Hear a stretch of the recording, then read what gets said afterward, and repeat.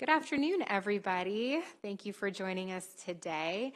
This is the House Appropriations Committee Health and Social Services Subcommittee meeting February, don't even know, 15th for budget hearings where we're going to cover MDH Health Regulatory Commission's Public Health Administration, MIMS, and the DHS administration budget. So we're going to do it in that order.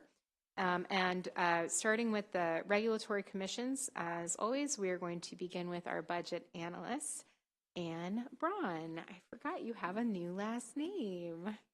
Welcome to the table. Welcome back, rather. Thank you so much, and you can begin when you're ready. Very much, Madam Chair, and yes, I'm also getting used to the new name, so it's been I'm sure it'll take a long time. So as you said, today I'm presenting the budget analysis for the health regulatory commissions under the Maryland Department of Health. This includes 3 independent offices, the Maryland Healthcare Commission, the Health Services Cost Review Commission, the Community Health Resources Commission, and then the separate independent Prescription Drug Affordability Board. The fiscal 25 allowance for these offices increases to just under $350 million, and that's almost entirely in special funds. Turning to the fiscal 24 discussion on the next page, the budget includes $1 million in general funds added by the General Assembly for Prescription Drug Affordability Board operating costs. $614,000 of this was used to reimburse the Maryland Healthcare Commission, or MHCC, for special funds that it contributed to support the board operations while the board was still establishing its dedicated funding source. Remaining funds support salaries and allow the board's special funds to pay for other uses like website improvements and new databases. The other discussion in fiscal 24 is on page 3. It discusses a proposed deficiency of $5 million for MHCC. This is from the MEMSOF and increases the operating grant for the Shock Trauma Center. This is also related to a fiscal 24 legislative addition, as general funds budgeted for the MEMSOF included language to ensure that the fiscal 24 shock trauma operating grant would total $8.7 million, and so this deficiency brings the grant award up to that amount. Moving to the fiscal 25 allowance discussion, Exhibit 1 on page 4 shows the largest components of fiscal 25 spending. This includes $135 million for the uncompensated care fund. This is distributed by the HSCRC to hospitals for care that they do not receive compensation for. And so this includes things like charity care, financial assistance, and bad debt. The budget also includes $110 million in Blueprint for Maryland's Future funds, and this is for the Consortium on Coordinated Community Supports. I'm going to skip ahead to Exhibit 3 on pages 6 and 7. This shows the proposed budget changes between fiscal 24 and 25, which totals a net increase of about $50 million. This is mainly due to increases of $23 million for the uncompensated care fund, $8 million for to support the state's designated health information exchange, known as CRISP, and then $25 million is shown on the next page, and that's increasing for the consortium grants. These increases are partially offset by the end of that $5 million enhancement to the shock trauma operating grant that's in fiscal 24 only. On the bottom of page 7, this begins a discussion on the Consortium on Coordinated Community Supports. This is a program that was created under the MCHRC as part of the Blueprint, and this is meant to meet student behavioral health needs through community supports partnerships.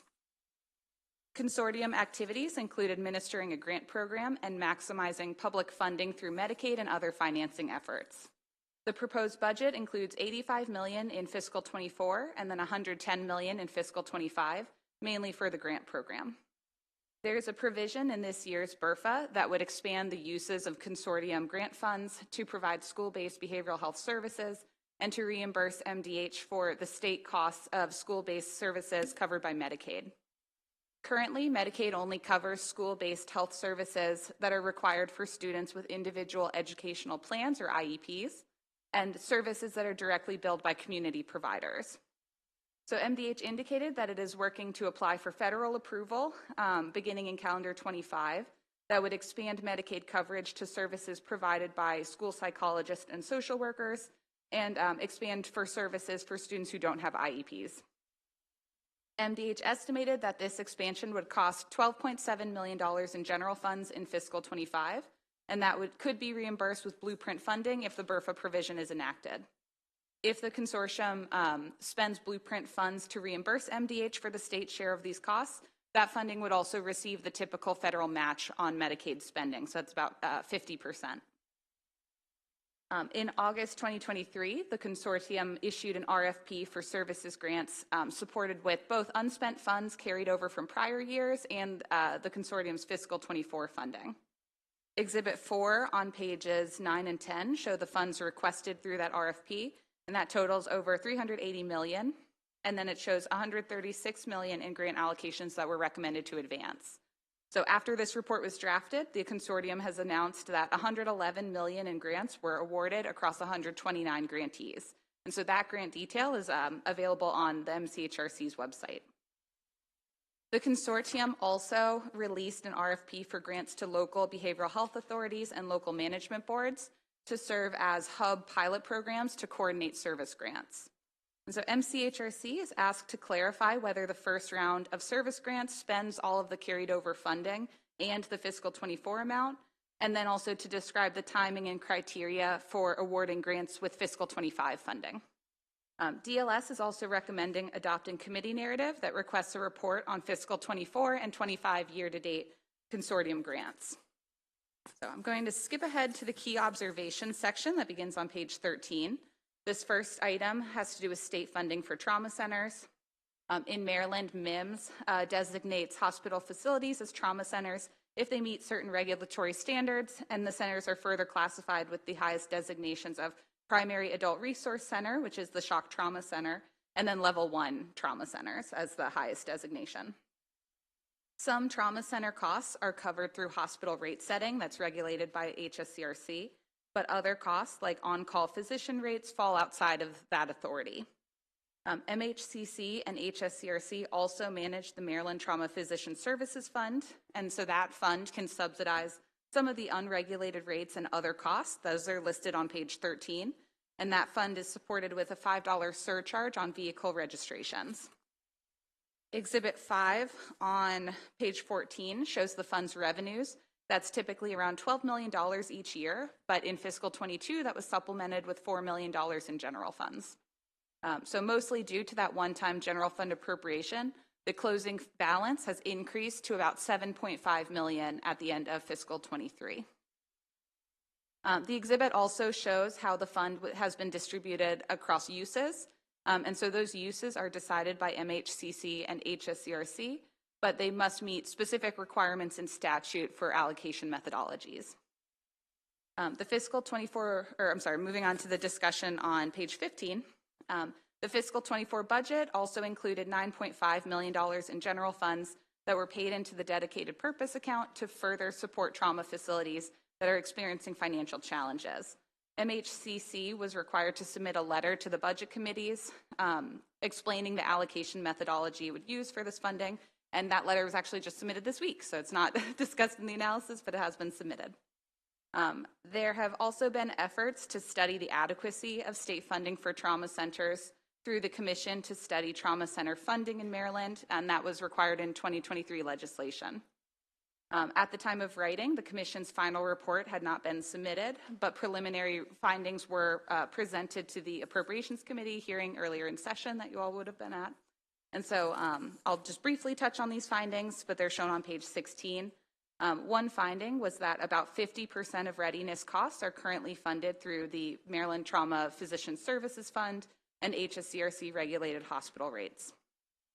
Moving on to the preliminary recommendations, those include increasing on-call and standby physician payments, adding flexibility for MHCC and HSCRC to modify the Trauma Physician Services Fund allocations, and having HSCRC audit MIMS incremental trauma costs. The shortfall in trauma readiness costs is estimated at $18 million, and that doesn't include the shock trauma physician costs. HSCRC also reported that it would need to further analyze other recommendations before providing a specific cost estimate on that. So MHCC and HSCRC are asked to discuss plans to implement the Commission's recommendations, including whether any departmental bills would be introduced during this session for any changes that require legislation. MHCC is also asked to discuss changes in revenue sources that were considered by the Commission, such as changes to the vehicle registration surcharge. Then I'll move on to the second key observation that begins on page 17. This discusses a letter that MHCC submitted to the budget committees as required by fiscal 24 budget language. This letter discusses regulations for implementing connectivity to health information exchanges and networks that restrict data for patients who have obtained legally protected health care.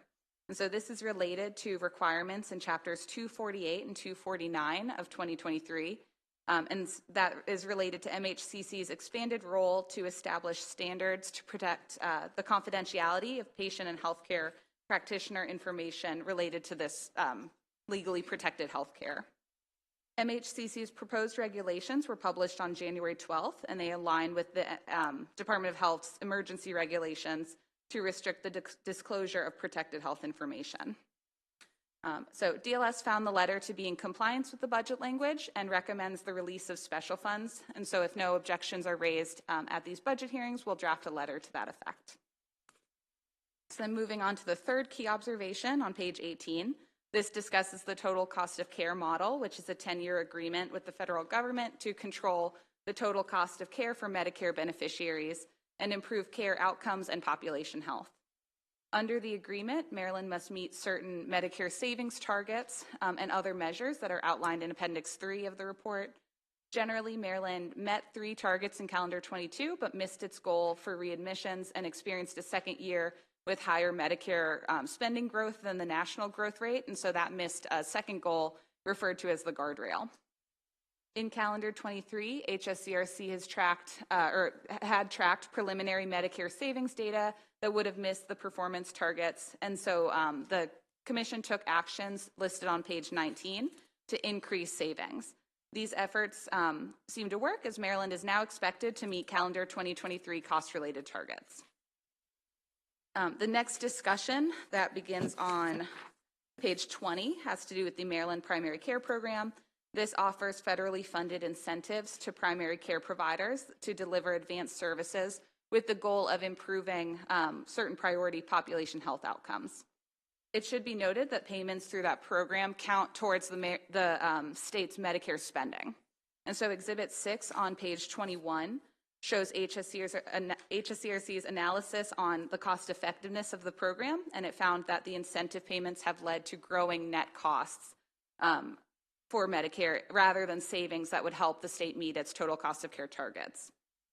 HSCRC is asked to comment on potential changes to this program to make it cost effective, and DLS is also recommending narrative that would request HSCRC to consult with the program's management office within the Department of Health to submit another report on this program to continue monitoring its cost effectiveness. On page 23, it begins a discussion on population health efforts under the model. This includes outcome-based credits that offer Maryland the opportunity to earn financial credits, that give Maryland the chance to earn potential credits against for Medicare savings. And so that's if they meet certain population health goals, they would receive these credits. So far, Maryland has received federal approval for 1 of 3 potential credits, and that focuses on diabetes prevention. HSCRC plans to propose opioid use disorder and hypertension as the other 2 credits, but ran into delays with those proposals. And so the Commission is asked to comment on any fiscal impacts of these delayed proposals for the outcome-based credits. On page 24, there's a brief discussion of HSCRC's planning activities for the transition out of the total cost of care model and into the next federal agreement. And so HSCRC is also asked to discuss the timeline, federal review process, and stakeholder feedback process for implementing a new model. The fourth key observation discusses the Prescription Drug Affordability Board's recent activity. The board is authorized to conduct cost reviews of identified drugs that may cause affordability issues, and then the board is able to draft a plan of action with criteria to set upper payment limits for prescription drugs purchased by the state or local governments and the Medicaid program. Most recently, the board finalized cost review regulations and expected to implement the cost review process starting early this year. with the first set of cost reviews expected to be conducted by the end of calendar 2024. Page 26 shows the 2 recommendations for committee narrative that I've discussed throughout this presentation. And so with that, I'll conclude. I'm happy to answer any questions. Thank you so much. Really appreciate the thorough and thoughtful analysis. I do have one question for you, but I want to see first if other subcommittee colleagues have any questions for analysts. Okay, I have one. So to clarify on Exhibit 6, the MD-PCP performance results, on page 21, are the costs rounded up to the thousands? And if it's not, what are the costs and fees representative of? Oh, I'm sorry. Yeah, that should be listed on there. I believe that's dollars and millions, but I will. In millions? Yeah, I believe so. Can you confirm and circle back when you're able, please? Absolutely. I really appreciate it. Thank you so much. Further questions for our analysts? Thank you so much. Okay, we will now bring up our agency friends, Mr. Steffen, Executive Director of the Maryland Healthcare Commission, Mark Luckner, Executive Director of the Maryland Community Health Resources Commission, and John Crom, Executive Director of Health Services Cost Review Commission.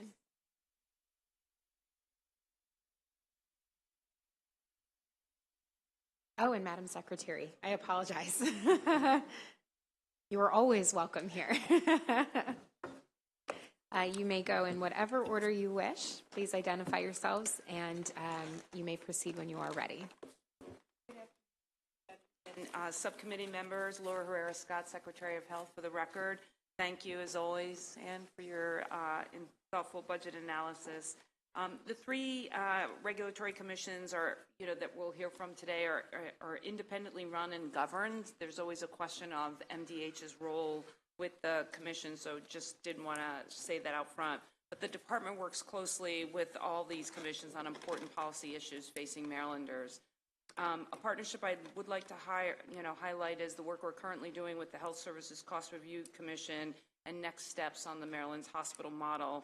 Our state's AHEAD application that will be submitted through before March 18th. And just so you know what AHEAD stands for, it's Advancing All-Payer Health Equity Approaches and Development Model. It's an 11-year voluntary state total cost of care model that seeks to strive state and regional healthcare transformation and multi-payer alignment. The AHEAD model, like the model that we've been under, is certainly in place to designed to help curb healthcare cost growth, as well as improve population health, advance health equity by reducing disparities and improving health outcomes. There are some new nuances in this model, particularly the inclusion of Medicaid and primary care, alignment across all payers, behavioral health, and population health and health equity is a key focus of this work. So we look forward to not only working closely with the Health Services Cost Review Commission, but certainly the Maryland Healthcare Commission, and even the work of the Community Health Resource Commission as we think about children in the work that we're doing and managing their behavioral health care, which, as you know, impacts their total cost of care. As noted in the budget analysis, Maryland has a robust primary care program that is administered by the Maryland Department of Health in partnership with the Federal Center for Medicare and Medicaid Innovation. The goals of the program are not just cost savings, but also increased access to quality health care, improved health outcomes, as well as improved patient experience. And through our own current contract and also through AHEAD, CMMI is encouraging Maryland to broaden that program to multiple payers. Like I said, right now we have the Maryland Primary Care Program, which is a Medicare-focused program. There's been some alignment with the commercial payers, but we're actively working on including Medicaid and aligning it so we're not creating more administrative burden for primary care providers. Maryland Medicaid is currently required under our current contract, and we're expected to go live with that by January 1, 2025. So the work we're doing as part of AHEAD also aligns with the terms that we're operating.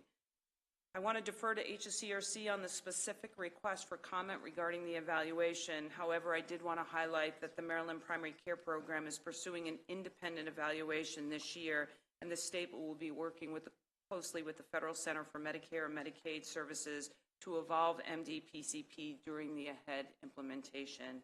And with that, I'll turn over the rest of the remarks to the executive directors of the independent commission. Thank you. Good afternoon, Chair Shetty, members of the subcommittee, Ben Steffen, Executive Director for the Maryland Healthcare Commission, and as Chair Shetty knows, also co-chair of the Commission on Trauma Funding that has operated over the last 6 months. We have a short presentation. I'm not going to go through that slide by slide, but I'm going to talk about our key roles, touch on some of the notable achievements, and then go to the questions that were posed by the DLS analyst. So I think it's important to think of the Healthcare Commission as sort of uniquely entrepreneurial for a government agency. We have core responsibilities, but we continue to look for opportunities to work certainly with the legislature, our stakeholders, and the public. That's been in the Commission's DNA, continues to be that way. Our four key functions are to plan for facility development. We measure and aggregate healthcare cost and quality. We engage stakeholders in innovative opportunities in health information technology. We work closely with the legislature on examining and making recommendations on policy options. As you may note from my presentation, we had more than a dozen reports that were released to the legislature over the last 3 or 4 months, and many of those they were formed after work group meetings that spanned several months. I would note that in addition to the Trauma Commission, legislators participated in the nursing home acquisition work group, as well as the work group on regulation of small assisted living. The enthusiasm on the part of the legislatures on the work groups was very impressive. The Commission's budget for 2025 totals $38 million. Of that, about $20 million is in operating funds, as the DLS analyst noted. A good part of the remainder is for funds that we administer but do not have direct spending on ourselves. They are funds that are passed through to the Trauma Fund, through funding to the Maryland Patient Safety, and to MEMSOF. In terms of our priorities for 2025 and moving forward, we go through a 4-year strategic planning process each 4 years. These priorities were reestablished in 2023. They include focusing on health equity in the programs that we have responsibility for, to refine and continue to enhance our CON planning activities, to continue to foster the adoption of health information technologies, and more broadly, care management and value-based programs, and continue to enhance the use of data in decision-making for all stakeholders, not just the government entities itself. To that end, many of you have heard me talk about the all-payer claim database over the years. With a new contractor, we've been able to make a significant step forward by taking what is 3 segments of data, claims from Medicare, claims from Medicaid, and the commercial market, and to begin to look at them as in totality, which yields one of the few population-based data systems available to the state, and one that we can use to better assess many of our population health initiatives going forward. I did provide a listing of the reports that have been issued in the last 6 months. There were a lot of them just by looking at mandate studies. 5 mandate studies were completed, as again, there seems to be interest in the legislature in looking at expanding insurance coverage. We will be presenting and providing information to the extent the Senate Finance and House Government Operations Committee needs that information going forward. I also want to note a few what I consider notable accomplishments. In November, the Commission approved a CON to establish a new obstetrics program and build a clinical tower at Doctors Community Hospital in Prince George's. That project, a $299 million effort, will provide, most importantly, another opportunity for residents of Prince George's County to deliver their babies within the confines of the county. Currently, more than 80% of the women who give birth in Prince George's County go outside the county for delivery. In January of 2024, the long-awaited hospital replacement and relocation in Easton, Maryland was approved by the Commission.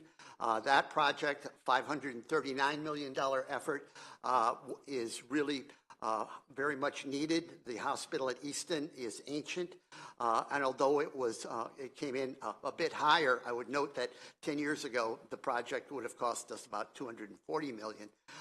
It was definitely needed, and we really look forward to expanded care delivery on the Eastern Shore.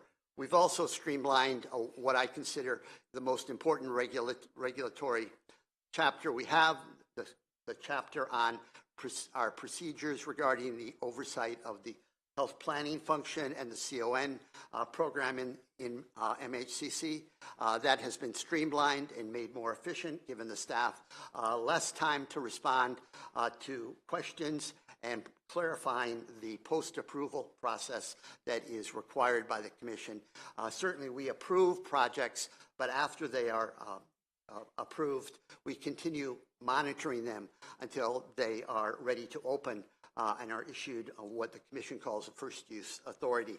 And lastly, certainly with the concerns about acquisitions by private equity and other high-value individuals of healthcare facilities, we worked with legislators and stakeholders to begin to plan for how we would approach the acquisition of nursing home in the state. There's been quite a bit of velocity in terms of acquisitions over the last 3 to 4 years.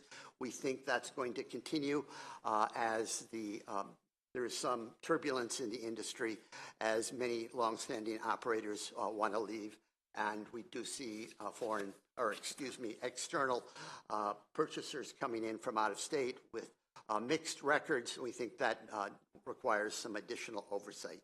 I just wanted to touch on the questions that were raised by the analyst. I want to recognize Ms. Wagner, a very thorough and complete analysis. I'm always impressed how quickly she absorbs what HSCRC is doing.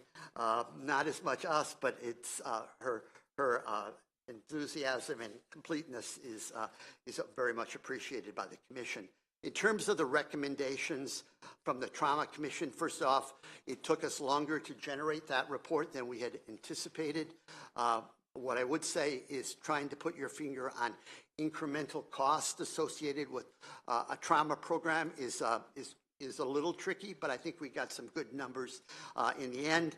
Certainly, the two challenges we have are growing challenges to cover readiness cost and growing challenges for what are called incremental trauma expenses, which are expenses above and beyond what it costs to operate, say, an emergency department. Keep in mind that except for shock trauma, which is uniquely the only trauma hospital in the country, at the other 9 facilities, they are part of that hospital, and therefore narrowly defining what is trauma cost versus other hospital costs can be tricky, but they do all 10 facilities report growing obligations to cover labor, to cover other equipment and operating expenses associated with being a trauma center. Our recommendations really focus on modernizing the statute. The statute was very specific in 2003, and what we're asking for is greater flexibility to allow the commissions to appropriately dispense funds as needs arise. We also are looking forward to having greater flexibility to raise what are called the readiness expenses, mostly from the standpoint of the fund. It focuses on what are called standby costs and on-call costs. Standby is funded through hospital rates. On-call is funded through the trauma fund. And we think that there are opportunities to change the statute this year. I know that the analyst asked what MHCC's plans were. We're hoping that we can rely on existing legislation that has already been introduced. There are several amendments with the indulgence of the sponsors that we would offer at the time those hearings occur. I'm not going to go with this Chair's indulgence. I know that we've covered some of the recommendations before. I'm not going to go through every single one of them, but I'm going to highlight, I think what's important for everyone to know is that there are needs in a service like trauma care because of the requirements that they always be available. Unlike many scheduled surgical and medical services, you can't plan very well for trauma. We continue to see a significant acceleration, and we continue to see among trauma centers at the level of 2 and 3s taking on increasing complexity. You may be surprised to know that when I ask you, where would you go for a severe gunshot wound? You would probably say shock trauma. But actually, in Maryland today, Cap Region, by way of example, rarely transfers out a gunshot wound. They now have the capability to treat most of those at their own level 2 trauma center in Prince George's County, which is a benefit to the residents. Everyone wants to be treated with high quality care close to home. And 2, it takes some stress off shock trauma itself. I can talk about parallels at other level 2s, Sinai in Baltimore, Suburban in Montgomery County as well. And I call the level 2s, which are really important to the system, the true workhorses of the trauma system. And over the last decade, their volumes have grown dramatically. In terms of what we need for funding, our report estimates that there's about a $67 million shortfall in trauma care. About $18 million would be associated with on-call expenses and standby expenses, with the remainder, which are at the discretion of HSCRC, being incremental or capital spending costs that could be funded with after HSCRC's assessment through hospital rates. I want to emphasize how important it is from the standpoint of the model that we have and from the standpoint of rate setting, that HSCRC have discretion in making those judgments. I think it would be concerning for the federal government if they were under the impression that lots of us were pulling on the levers that HSCRC under Maryland law has responsibility to execute on. I also want to note and thank the analysts for reporting that we have met our obligations regarding reporting on the reproductive health legislation, HB 812, that was passed last year. A bit challenging, but we're moving forward with that initiative currently. If you had asked me in October, what are the prospects for success, I would have given you a far more pessimistic forecast than I say today.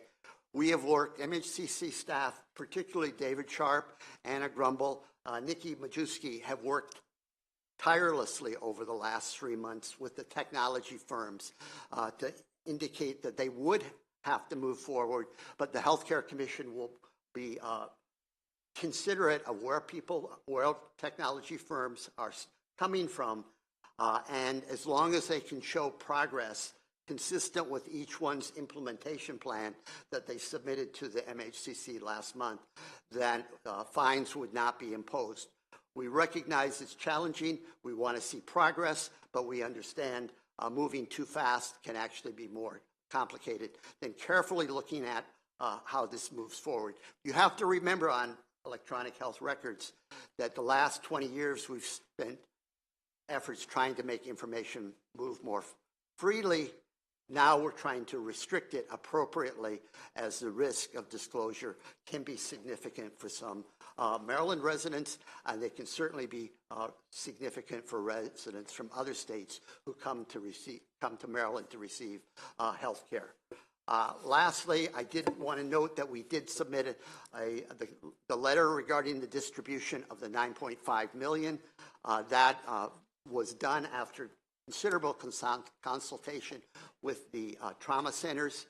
We concluded that relatively equitable distribution of these funds was the most appropriate. We devised a three-part methodology, part based on equal distribution, part based on a recognition that lower-level trauma centers have more readiness costs that they cannot recover through reimbursements, and number three, recognize that there should be some adjustments for the trauma centers that have higher patient acuity, that is, patients with greater risk, that then, of course, is associated with greater cost. I want to thank the committee for their indulgence. Again, thank the analyst. Note that we have two of our staff members sitting patiently in the back to answer questions. Richard Proctor, a longstanding state employee, is with us today, as is Diana Dembach. Thank you very much.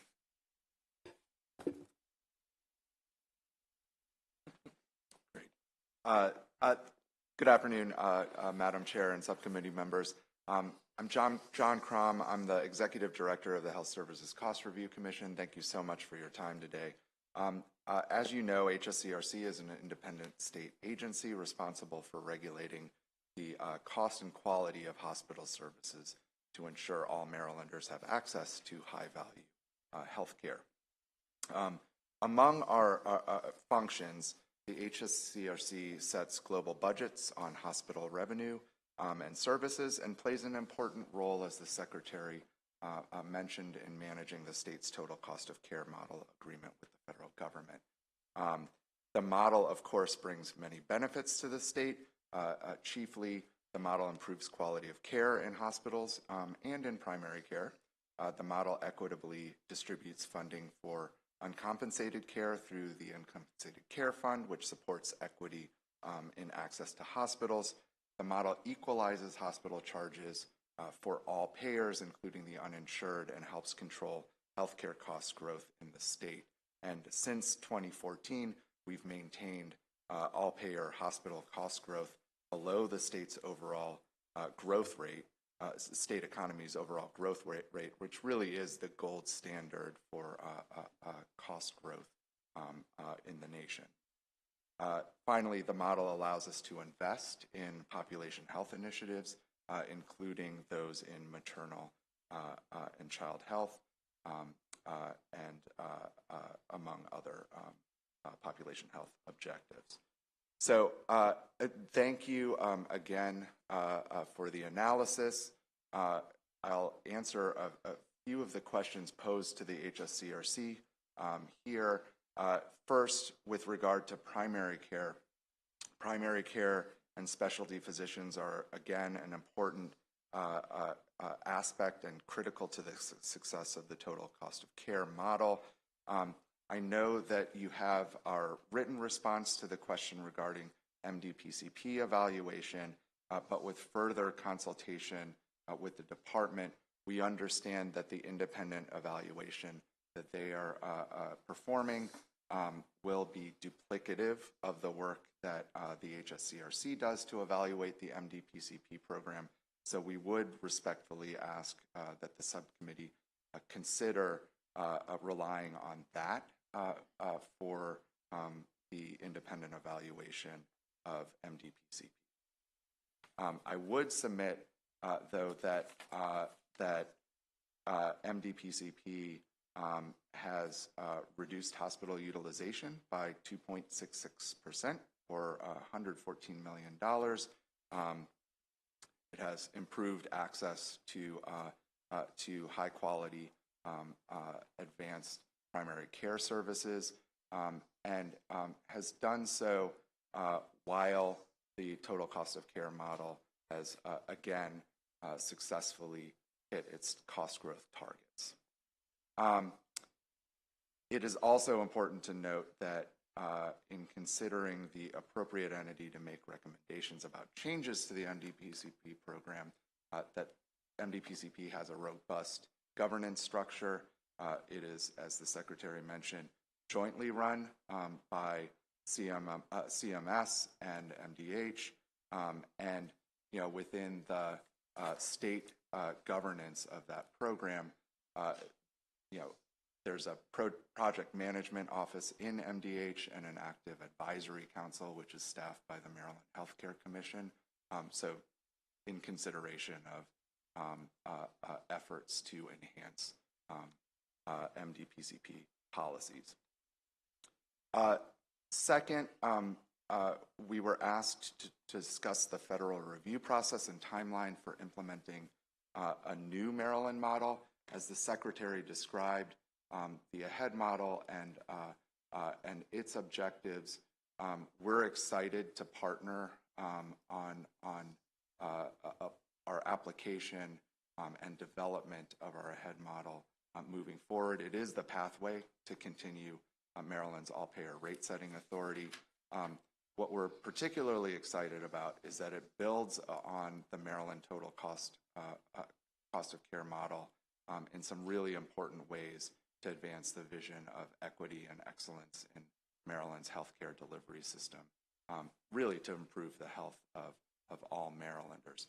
So in terms of the timeline, the Secretary mentioned that we'll be applying to the Notice of Funding Opportunity by March 18th. Once that is considered, we are hopefully accepted into the program roughly sometime in the early summer, and then we will begin an 18-month negotiation process with CMMI to develop the new model. So it will be a busy couple of years, but we're excited about the potential to advance the important work that the state has done over the last decade. Additionally, HSCRC also supports funding for the Maryland Trauma Physicians Fund. The lack of increase in income for the trauma fund is certainly a risk to the sustainability of our trauma system, as Mr. Steffen described. It's also crucial in providing high quality care to patients. Clearly, so some trauma costs are funded through hospital rates as well. And so HSCRC importantly doesn't have legal authority to set hospital rates for physician costs, which are really an important component of cost growth in trauma care over the last several years. So that is a substantial component of the trauma funding that is needed. But we are also committed to a process of reviewing the regulated funding for trauma centers and considering additional policy approaches to fund trauma services through hospital rates going forward. And then finally, in response to the question about outcome-based credits, outcome-based credits are an opportunity for the state to receive credit for additional savings under the total cost of care model for improvements in population health. To date, because we have performed to the CMS tests regarding total cost of care savings targets, we have not needed additional savings under the model. Further, the savings that would be built into the outcome-based credits are not related to the global budgets that we set with hospitals. So there's really no fiscal impact for the delay in developing those important outcomes-based credits. That being said, they are important methodologies for us to work on. So we'll continue our work with CMMI to finalize the hypertension and opioid outcomes-based credits moving forward. So again, no fiscal impact, but certainly it is work that we value, and we will continue to work with CMMI to finalize that work. So thank you very much again for your support of HSCRC. That's the end of my remarks, and I'm happy to take questions. Thank you, Mr. Crom. Just a quick thing. I have to go to the Judiciary Committee to testify. So our vice chair is going to be taking over. I just want to quickly ask, could you please tell me your names? And I want to make sure that I want to see which list you're on, so I cross off the right one. Ed Casemeyer, Chair of course. CHRC. Yes, thank you. Welcome, Senator. Thank you. Mark Buck. Oh, and you're Mark Luckner. Okay, great. Okay, so then the only other person after you testify that I have on here is Andrew York, and you're there. Okay, great. Okay, and since you are a government witness, we will not adhere to the 2-minute timeline rule for you. Okay, so I will turn it to our vice chair to chair the remaining, and I will be back shortly. Thank you.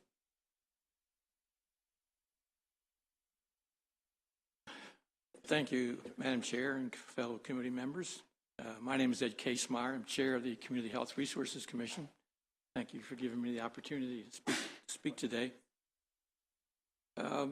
First, I want to thank the administration for their allowance, and I want to thank Ann for her remarks from DLS, and Mark, our Executive Director, will address those concerns when I get finished making very brief comments. I want to say, first of all, that in the last few years, our responsibilities and our budgets have grown significantly, mainly due to the fact that you, the legislature, have entrusted us with more responsibilities, which we appreciate that you have that much confidence in us. Right now, we're basically we have 3 programs. One was the initial grant program that was started in 2005. And that's has a value of $8 million, and we provide health care to communities and areas that are underserved medically. And since 2005, we've provided over 800 grants with a value of over $230 million to all jurisdictions in Maryland, and they've served about 525,000 people since 2005. Secondly, we are involved in the Health Equity Resources Community Act that was passed several years ago. We started out with 2-year grants that were called pathway grants. They're going to end in early spring, and now we're involved in approving grants for the 5-year programs known as HERC grants, H-E-R-C, in our terminology. Actually, we've had 59 applicants requesting $291 million. And we have $42 million to give out as grants. The third area we're involved in, as Ann mentioned in her testimony, is the consortium on community services. And this came from the Thornton bill. And this is a charge to us to develop a system to provide behavioral health services to all students in Maryland, K through 12. So we've been working, and the consortium actually is chaired by former delegate Dave Rudolph. They've been meeting for several years and have come up with a system. We're going to change the name, but so far as spokes and hub system, but we're probably going to try to think of something that sounds more appropriate. But very recently, in the last week or so, we've approved for the service providers 129 grants with a value of $111 million that we've given. So, and then in the coming weeks, we will begin to provide funding and select grants for the hubs that we're setting up throughout the state and in the counties. So with that, I'll let Mr. Luckner, the Executive Director, discuss any budget issues you may want to talk about. Thank you. Thanks. Can everybody hear me from here? No, you want me to do the thing? Okay. Okay. Sorry. It's good. No, it's better to fidget, right, than just sit there. Yeah. Yeah. So I'm Mark Luckner, staff to the Community Health Resource Commission. I'm just like to offer a couple of brief remarks. I will address the comments that Ann has suggested. That sound good, everybody? Okay. So a couple thank yous. I'd like to begin. I want to thank my chairman, Chair Casemeyer, Look, it has been a really busy time at the commission. When I came to the commission, which was 2009, our budget was $3 million a year. And now it's a lot more than that. So for the last 2 years, having a great chair, active commissioners, great staff, our staff is doubling. Just want to thank Chairman Casemar, give him a shout out, and shout out to the staff of the Community Health Resource Commission. It's great. It's been a great run. Also want to thank the administration, Governor Moore, of course, for his allowance. His office has given us the support and resources we need to fulfill the statutory responsibilities you asked us to do. Third, I want to thank Secretary Rivera Scott. When she's come in, she's become very engaged in the work consortium. She's given us 2 great appointees, Ryan Moran and Aaron McMullen. Been great. This consortium's a lot. It's a lot. So to have the full support of the Department of Health and the Department of Education is just, it's great. So thank you for that. Finally, I want to thank Ann for her analysis. Agree with every word. If I could sit here and say me too, as soon as bill hearings, but I have to address the questions that you've raised. So does that sound good? Okay. So as Chair Casemar said, we have 3 programs. The $8 million program, we give out grants once a year. That's about 30, 35. If I could just leave you with one thing today, when you think about our commission, we are all about health equity. That's why you asked us to run a new health equity program, and we're in the middle of that. So if anybody wants to talk more offline about health equity and the work that we're doing in communities of color, that's all us. Okay? But you asked about the consortium on coordinating community supports. So it's a lot of words. I'm just going to use consortium, and I'm going to do what Josh always suggests, no acronym. So can someone just make it, like if I do one acronym, then like cut me off, right? Because you can't, right? Okay, no acronyms. So the consortium on coordinated community supports, right, was added to the blueprint bill. Massive, massive responsibilities. Expand access to behavioral health services, all kids, K through 12 statewide. It's a lot. It's a lot. We've been meeting for a year and a half. Dave Rudolph, who some of you may have served with in the past, been a great chair. Great group of 25 consortium members, including the 2 from the department. I think one is here today. 2 from the State Department of Education. A lot of great community-based providers. Just a great group of diverse, engaged, highly talented individuals. So here at the commission, we have 3 boards. We've got the board, Chair Casemar's in chair of that. We've got the Health Equity Resource Committee Advisory Board, which he chairs. 2 folks from the Department of Health on that. And then 3 of this consortium, okay? 3 boards, 3 programs. So on the consortium, that was funded at $50 million. Imagine what that was for me, right? Budget, $3 million when I came, and it's the first budget year, $50 million, right? $50 million in 23, $85 million in 24, $110 million in 25, right? We all know we're in the middle of 24 right now, okay? We issued 2 calls for proposals. The first, as Chair Casemar said, was for services. We went out to all areas of the state. Of the 24 jurisdictions, we went to 21 of them to make sure that the service providers, health departments, local education agencies knew about this important and historic investment in behavioral health for children that the Maryland General Assembly did in the form of the blueprint, right? That was our responsibility. So I thought we were going to have maybe $50 million in requests. In fact, we had a little office pool, kind of like March Madness. You know how many we got? Zan's analysis said $380 million. $380 million, and we had about $120 million to award. So we had a meticulous process to go through all these grants. 250 grants requesting $380 million. And we got to the finish line for that first round, 129 grants totaling $111 million. And those grants will all begin this school semester, and they'll continue throughout the end of the school 2024 and 25. Everybody okay? All right. And we're overjoyed, all 24 jurisdictions. And in most cases, it's several grants in a jurisdiction. They support, I'm going to not do the acronym, the multi-tiered system of support, right here?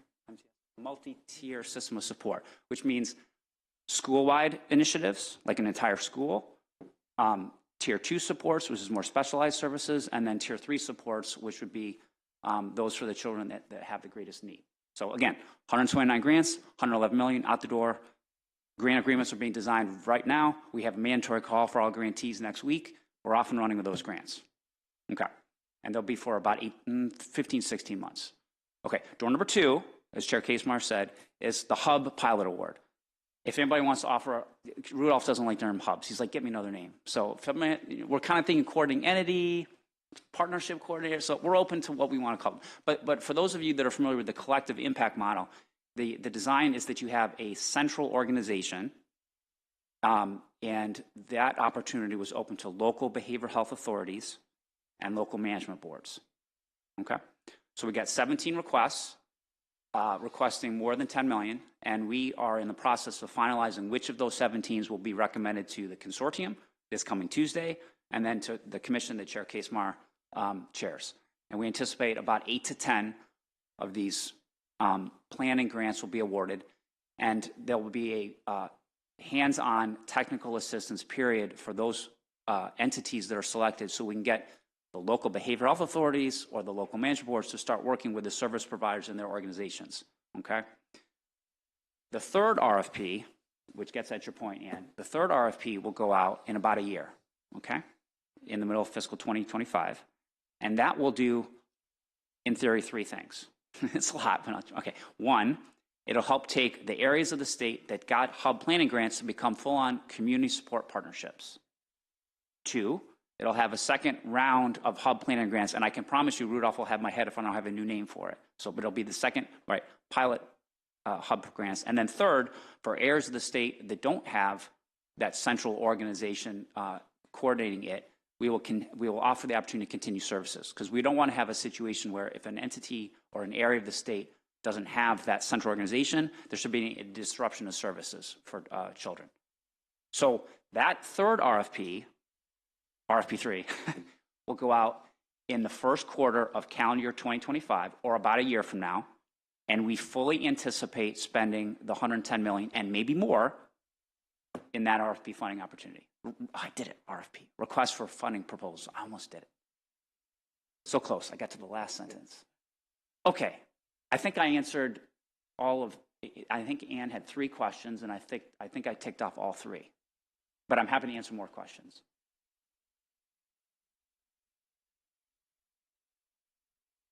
Thank you so much. I think what we're going to do is we're going to go through everyone, and then we'll go to questions, okay? I appreciate you. Thank you. And please, for the record, introduce yourself. Thank you so very much. Feels good, you know, more musical chairs. Blood flow. All right.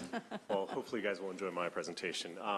Madam Chair, members of the subcommittee, my name is Andrew York, and I am the Executive Director of the Maryland Prescription Drug Affordability Board. We are the first in the nation independent agency dedicated to making prescription drugs more affordable for Marylanders. We'd like to thank Ms. Braun for her wonderful analysis, and she was also very patient with me working through some of my questions, so thank you. And then also special thanks to the Department of Health, and then specifically the Maryland Healthcare Commission, because of the support that they were able to provide, kind of as our sponsor agency when we were first created, and then also they've been a wonderful partner moving forward, and we look forward to continuing to work with them. We have 2 big initiatives that we're moving through this year. We're engaging in something called cost reviews, where we get to pick drugs that may be causing affordability challenges for Marylanders and kind of look under the hood. The board will ultimately decide if they are causing affordability challenges, and then if so, we're also setting up something called our process for upper payment limits, which we can set for state and local government. So we're developing an action plan that will be approved by the Legislative Policy Committee, hopefully this year, and we hope to have that process set up this year. Other than that, we are fully staffed for the first time in our history, which we're very excited about, and look forward to continuing to work for Maryland citizens. With that, I'm available for any questions. Well, thank you so very much. All right. Let me ask the committee if they have any questions. Mr. Heimbaugh. Thank you, Madam Vice Chair. I have a question about trauma care. I think it was mentioned that there's a $67 million shortfall in trauma care, and I'm just I'm curious. I assume that $67 million will fully fund all level 1 through 3 trauma centers, to include standby, on call, and all those other things you talked about. But my question is, at some point, I don't remember exactly when it was, we had a briefing on trauma centers, and a gentleman came in from UPMC, Western Maryland, and made a pitch for, I guess, upgrading the trauma center at UPMC in Cumberland. So my question is, does the $67 million shortfall include upgrading or establishing a more capacity or capability at UPMC in Cumberland? Thank you for the question. So the question of changing trauma requirements or expanding trauma centers or allowing trauma centers to move from a level 3 to a level 2, for example, that would be an issue that would be under the MIMS authority. But the 67 million, and I want to be careful because the key word here is incremental trauma cost. What we discovered throughout the assessment is how hospitals report those incremental costs varies significantly. That's why I wanted to be sure to give a nod to my colleagues at HSCRC to make sure that they have the flexibility to consider how much of that, if we net out the standby and on-call, which are labor costs, funded through a hospital, but they are physician labor largely. The other costs are for physical plant, clinical staff that are employed by the hospital. It doesn't make any assumptions about any hospital expanding from a level 3 to a level 2 or a level 2 to a level 1. What I would say is that in the course of the Trauma Commission meetings, many of the level 2 centers made the point, and the level 3s to some degree as well, is that compared to the American College of Surgeons trauma standards, Maryland's standards are a bit higher, a bit more aggressive than they are nationally. So when we talk about a level 2, we're really nationally talking about a 1 minus. And if we're talking about a level 3, we're talking about a 2 minus because our standards are much higher. That's a factor in what's driving cost. But I think from the benefit of Maryland residents, they more than offset those additional costs by the benefit of being able to receive care close to home. So a bit of a meandering question, but it's certainly, I think, possible that could happen, but it's within the authority of the Maryland emergency, American MIMS, they have the authority over those regulations. They will be opening those in the next year. Yeah, thank you, sir. But the $67 million isn't a one-time cost to catch up. It's an annual increase in It's cost. our estimate that those are ongoing costs that are not fully reconciled. Okay, thank you. Thank you, Madam Vice Chair.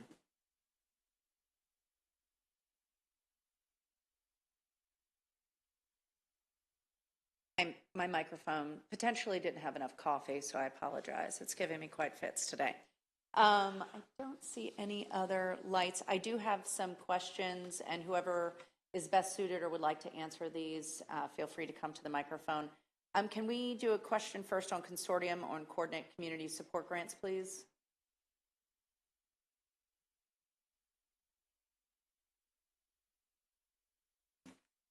Thank you so much. The grants were supposed to be released this past January. I just want to make, we might cover a few things. We just want to get everything on the record. The grants were supposed to be released this past January. What is the new timing for the release of the funds now that you have final selections for the programs? Thanks for that question. So there's two types of grants we're about to award. Yep. Services grants, that's 129 grants, $111 million. 111, yeah. And we are in the process of setting up literally 129 encumbrances using both fiscal 23 and fiscal 24 funding. And we'd like to get the funding out to the grantees as quickly as possible, as soon as they can return the signed grant agreements. So if you'd like me to give you a time frame, it's now February 15th. I'd say in the next 4 to 6 weeks, Okay. maybe 8 weeks at the most. And that time frame is selected to allow these new grantees, some of whom have to hire new staff to implement these programs, but they're not sitting on a lot of excess capital lying around. So we want to give them an initial payment so they have the cash in hand and then go out and hire the new staff or implement these new initiatives. I appreciate that. Thank you so much. And then that second grant program, which is for the hubs, or if somebody wants to give me another name for the hubs, those will be awarded, I'd say, late March or early April. And then the funding would go out probably by the end of the month of April. And that's for about 10 grants. And both programs, as mentioned earlier, are to be implemented through the duration of the end of fiscal 24, right? And then through the duration of fiscal 25. And as mentioned in Ann's third question, while those programs are being implemented, we would be preparing another call for proposals that would make the second round of funding available to them that they would apply for. That's why I said in about a year there'll be another RFP. Right. Excellent. Well, thank you so much. My next question is Regional Partnership Catalyst Program. Whoever's best suited for Catalyst.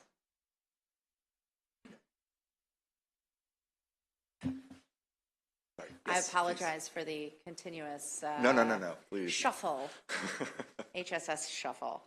The analysis outlines on page 23.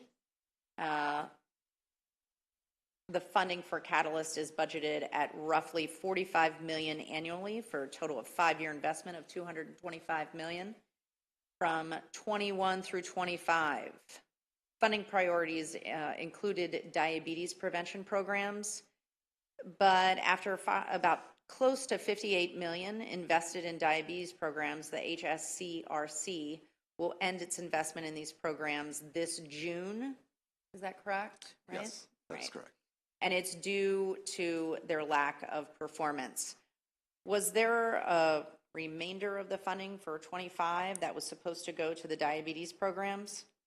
So we are currently exploring other investments that would hopefully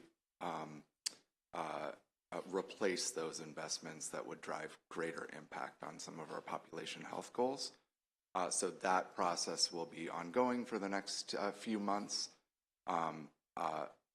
So they're getting reallocated? Exactly, yes. And can you tell us where? So we don't know yet. Okay. We're in the process of developing that plan. Yeah. Perfect. Okay. All right. The next questions, I apologize for this, for all the shuffling. Audit findings in Appendix 2. Who would be the best to potentially? Stefan? Yeah. Okay.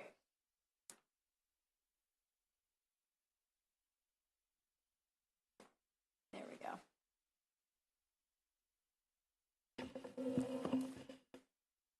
So, and I am asking on behalf of my chair, the audit findings, for the second audit report, MHCC did not have sufficient procedures and controls over the fees assessed on Maryland Trauma Physician Services Fund, the payments and related collections. This resulted in user fees for 2 hospitals not assessed, totaling $118,000. Additionally, nursing homes were collectively underassessed at about $717,000. Could you comment on what's being done to rectify the issue? And I am referring to page 29. Yes. Thank you. So during the pandemic period, there were fewer staff involved in calculating the assessments, and simply put, for the hospitals, 2 hospitals that had been historically assessed were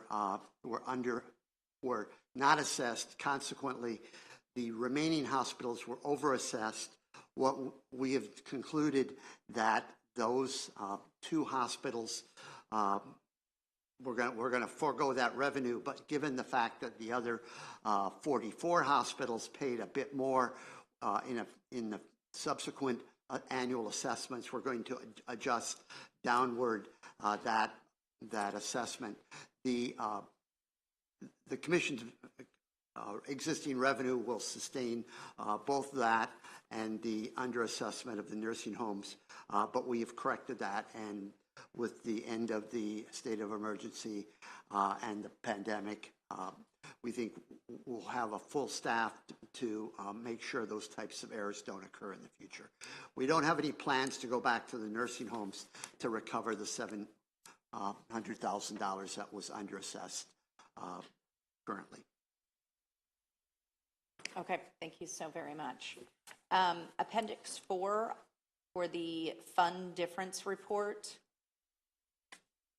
This is page 32, line 10.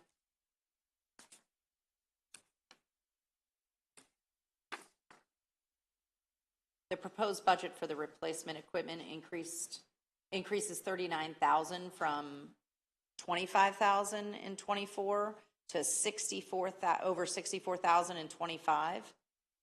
153% increase. Could you please describe what equipment needs to be replaced so we better understand the 153% increase? So I'm going to have to, I'm looking at Appendix 4. I think that applies to all commissions. If the analysts might be able to help me.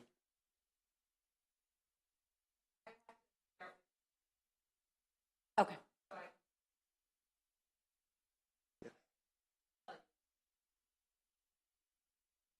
We will be happy to respond, but I'm not directly aware of that. It could be us, but I'm not sure I can isolate that.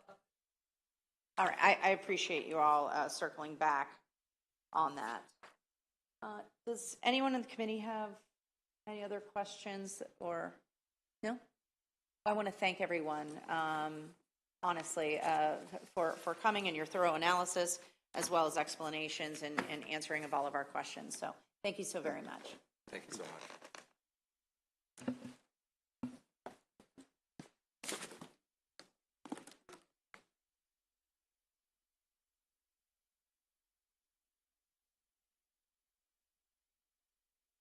So next we'll do MDH Public Health Administration.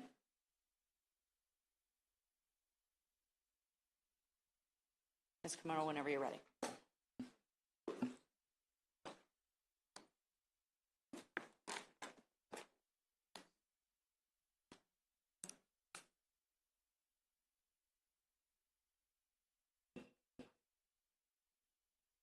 Good afternoon. My name is Naomi Camaro. I'm the budget analyst with DLS, and I'll be presenting the fiscal 25 budget for the Public Health Administration. So the fiscal 25 allowance for Public Health Administration is $274.7 million, which is a $12.4 million increase from the fiscal 24 working appropriation. On page 3, the pie chart breaks out the fiscal 25 funding by purpose. The largest share is distributed to local health departments based on a funding formula. And then about almost 25% of the budget is going toward personnel in the Laboratories Administration, the Office of the Deputy Secretary for Public Health, the Office of the Chief Medical Examiner, the Office of Public Health Improvement, and the Office of Preparedness and Response. Pages 4 and 5 show the major changes between the working appropriation and the fiscal 25 allowance. Again, the total budget increases by $12.4 million. That increase is driven mainly by increases in personnel costs. And there have also been smaller increases in federal funding through CDC grants to local health departments to strengthen the public health workforce and infrastructure. And it's partially offset by the expiration of American Rescue Plan Act funding for preparedness and response activities. On page 6 begins a brief discussion of personnel changes in PHA. So the fiscal 25 allowance includes 115 new positions, partially offset by 5 transfers out of the Public Health Administration into other Department of Health offices. And this also includes 18 positions that were created by contractual conversion in fiscal 24. The Department of Legislative Services is asking the Department of Health to provide a breakout of the new positions added under PHA and their function, and indicate which of these were created in fiscal 24 through contractual conversion.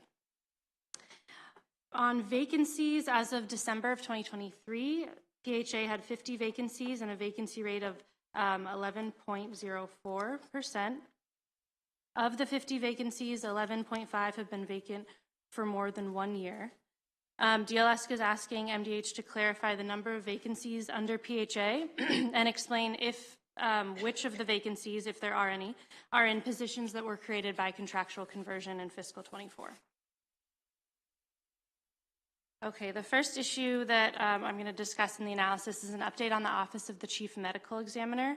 Over the last decade, there's been an increase in the number of cases seen by the OCME, and there's also been a greater need, which comes with that, a greater need for medical examiner staff, which have been difficult to hire and to retain.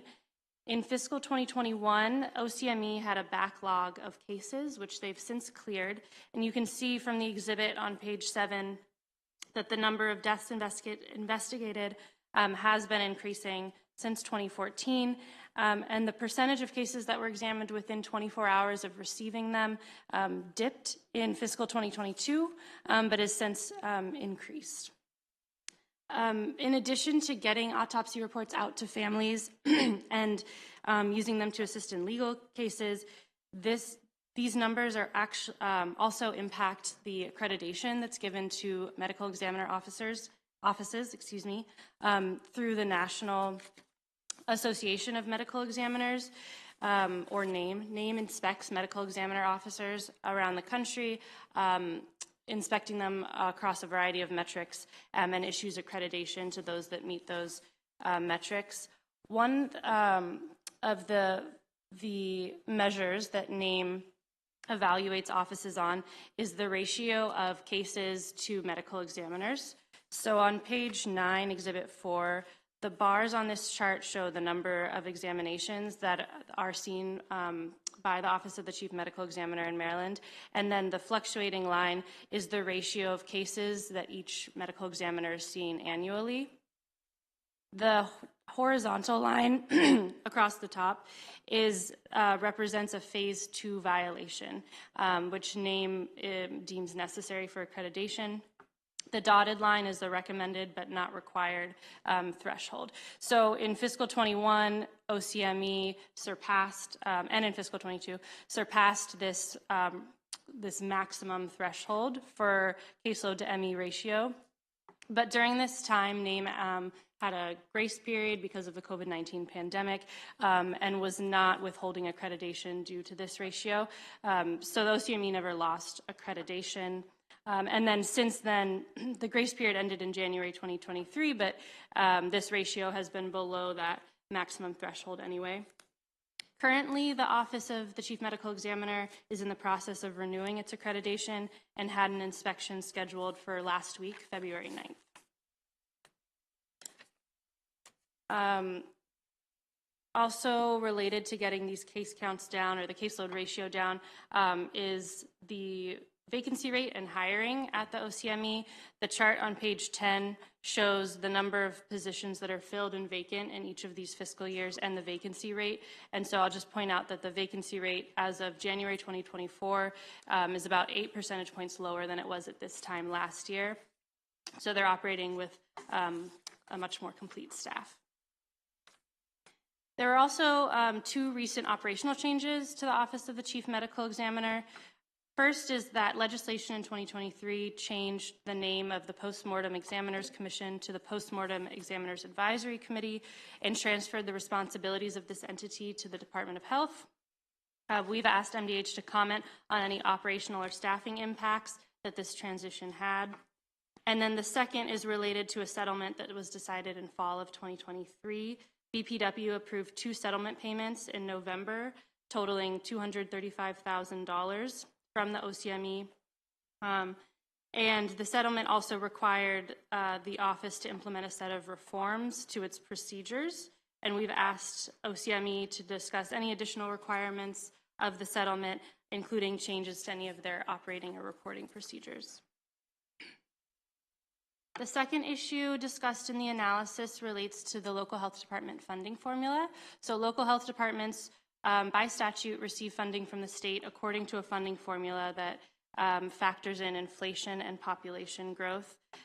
The state also issues funding to local health departments for COLAs and salary increments for any state employees that they have, which depends on the local health department. So the chart on page 12 shows the amount of funding included in the fiscal 25 allowance by jurisdiction according to the funding formula and then to COLAs. So again, some of these jurisdictions, Baltimore City, for example, has 0 state employees, so they didn't receive any funding for COLAs because they don't have any eligible employees. The statute that mandates this funding also mandated that $70 million be distributed to the local health departments in fiscal 25 and $80 million in fiscal 26. That formula growth factor was not applied because the amount going out to the local health departments in fiscal 25 exceeded $70 million. It's $115.8 million. However, in previous years, there's been some inconsistencies on whether or not the growth factor is applied to the base amount, including COLAs from prior years or not. And so that, obviously would impact this statute. On page 14, I think this is illustrated a little bit better. We show the funding in fiscal 24, 25, and what we would expect for fiscal 26. So in fiscal 24, you can see there's a prior year base plus the formula growth plus whatever adjustments from prior years, and then the COLA for fiscal 24. In fiscal 25, that formula growth was not applied because this amount of prior adjustments and the base exceeds the mandate. And we would expect the same thing to happen in fiscal 26. And so because of the inconsistencies in recent years, DLS recommends adding language that would restrict funding pending a report on this funding formula and how it's been applied in recent years. And then just very briefly, the last thing I'll mention is the expiration of stimulus funding. This Exhibit 8 on page 15 shows the decrease or the expiration of stimulus funds, especially from the CARES Act. The total amount of stimulus funding between fiscal 23 and 24 decreased under Public Health Administration by about $179 million. And I'll just conclude with DLS's recommended actions, which are to adopt budget bill language restricting funding pending a report on the local health department funding formula. I can take any questions if there are any. Thank you so very much for that thorough analysis. Does anyone on the committee have questions? Wonderful. Thank you so very much. And next, we'll hear from our Deputy Secretary for Public Health. And I'm so happy to continue to get to work with Dr. Kay. Whenever you're ready, Doctor. Thank you. Thank you, Chair Jones and members of the subcommittee. For the record, I am Dr. Nilesh Kalyana-Raman, the Deputy Secretary for Public Health, the Maryland Department of Health. I want to thank Naomi for working with us.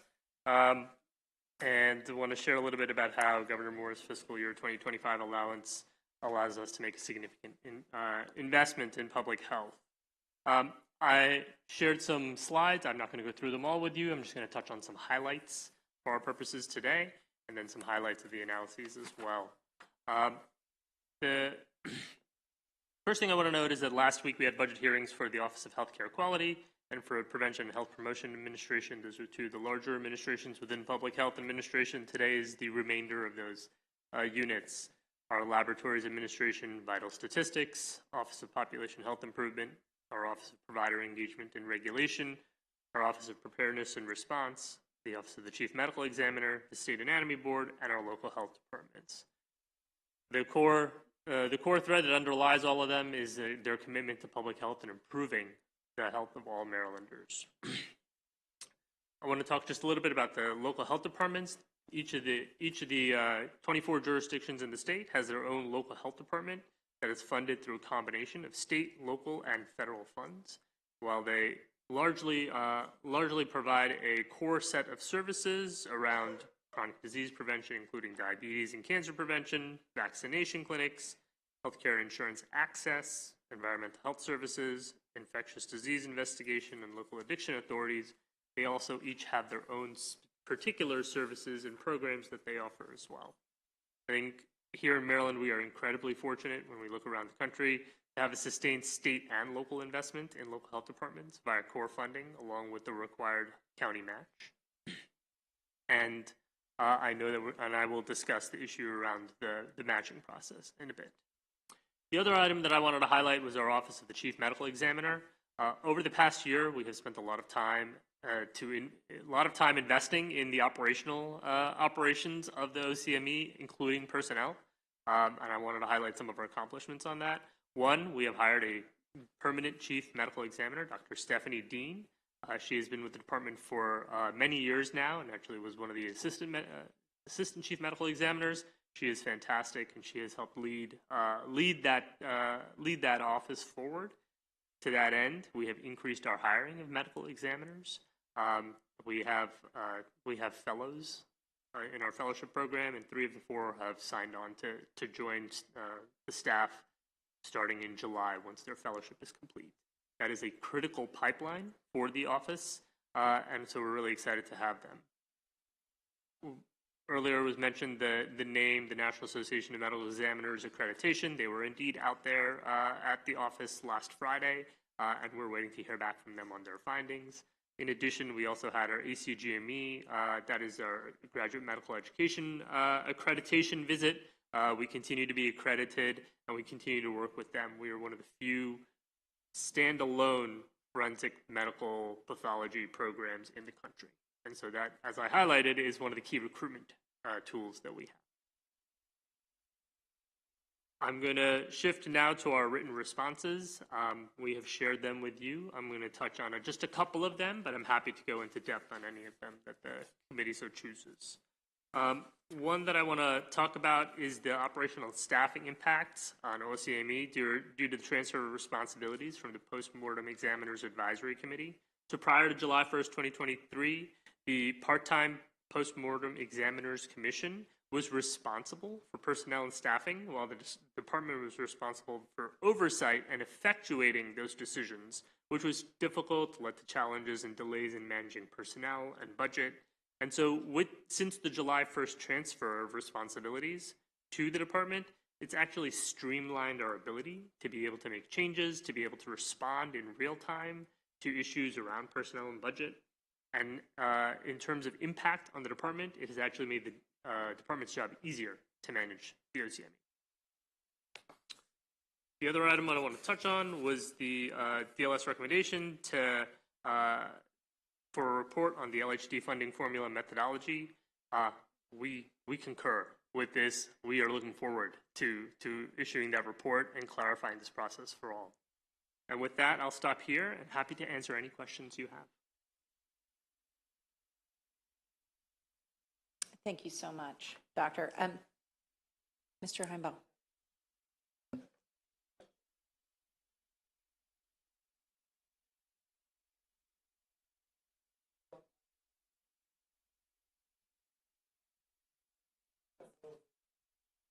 Changed, but there must have been a different interpretation of what had been used in the past with regard to matching funds.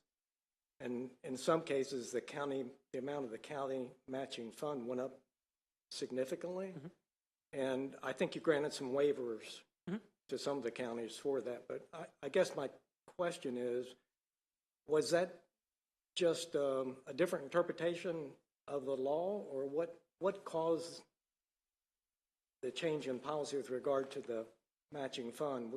One question. The second question, will that be addressed in the DLS study, and will that change in interpretation apply to the future? Will there be a higher local match required as we go forward? So let me, 2 questions. So the first one, what caused the change? There actually wasn't a change. So what the change that actually occurred was that there was a much higher appropriation towards local health departments, and that was a consequence of a lot of the changes in terms of salaries, additions of COLAs, steps, longevity, which increased the amount of funding that the state was giving to local health departments, and in turn increased the amount that they then had to match because they were getting additional funding from the state. So what changed wasn't the match percentage, but the amount they were getting. Okay. And for some counties, they are already what we call overmatching, meaning that they are committing more to their local health departments than is required at a minimum from that local match. Some counties are matching just about exactly what they are supposed to. And so we saw all the counties essentially get increases in the amount, but because many of the counties were overmatching, they were already covering the match amount that was required from that increase.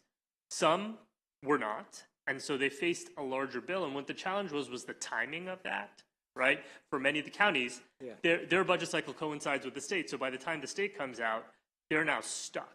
And so that's why we granted some of those waivers to say, listen, we understand you got caught out, but this is what is statutorily required.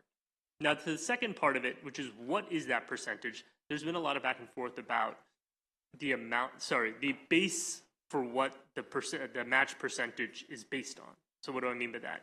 So there's an amount that says that this is core funding, and then there's additional dollars, that 70 million plus the additional 45 or so, that says these are the salary supplements. So what does that match percentage get based on, right? And when do they get changed? They never get changed upwards. They have gotten changed downwards in the past, but there's pretty inconsistent record of that. That's what we need to clarify, which is what is the base for the local match percentage, and then how are we codifying that going forward? So will that be through the DLS? That will be through that report that we were talking about, yes. Well, thank you for the understanding and to cut the counties that were caught up in that some slack, because you're right, it came after their budget process was already completed. So thank you. Thank you, Madam Chair.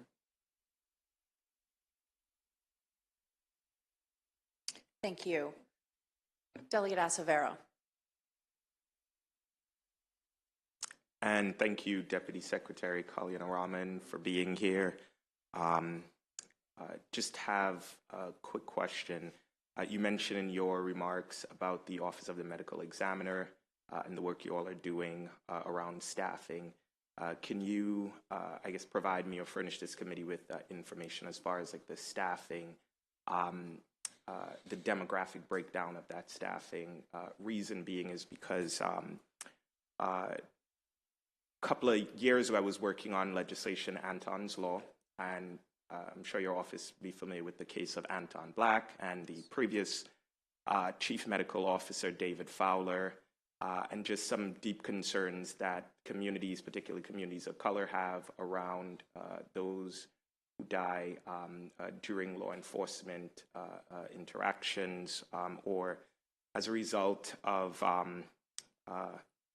police brutality. And so my question is, I understand you all are staffing. What work is being done, more specifically around racial bias? What work is being done to ensure that staff is diversified within the offices of the medical examiner? And then lastly, can you provide an update? Because I know your office had to, there was a settlement. There was also some things that were agreed to that your office would be implementing. Can you provide us with an update? You don't have to provide everything now, but I certainly intend on following up. But I'd like to know more about staffing, diversity, and how you all are responding to just the agreement that the office signed on to following the death of Anton Black. Sure, I'm happy to do that. We'll certainly follow up with you on that and with the committee on that information.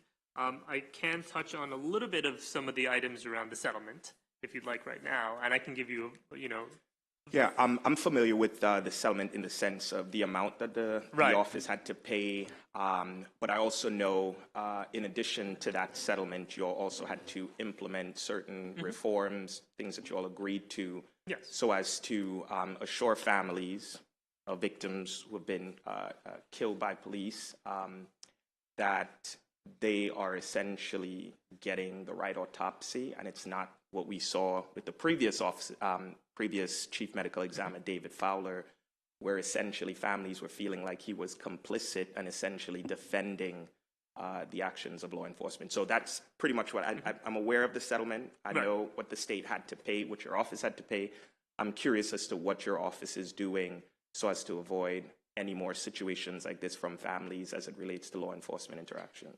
We'd like to get back to you on that one. I would appreciate that. Because there was a lot of details in there. I want to make sure we give you the most up-to-date. Yep, absolutely, and I appreciate that, Deputy Secretary, and thank you, Madam Secretary. Thank you so much, Madam Secretary and Deputy Secretary. Does anyone on the committee have any other questions? Thank you so very much. Appreciate you. Thank you.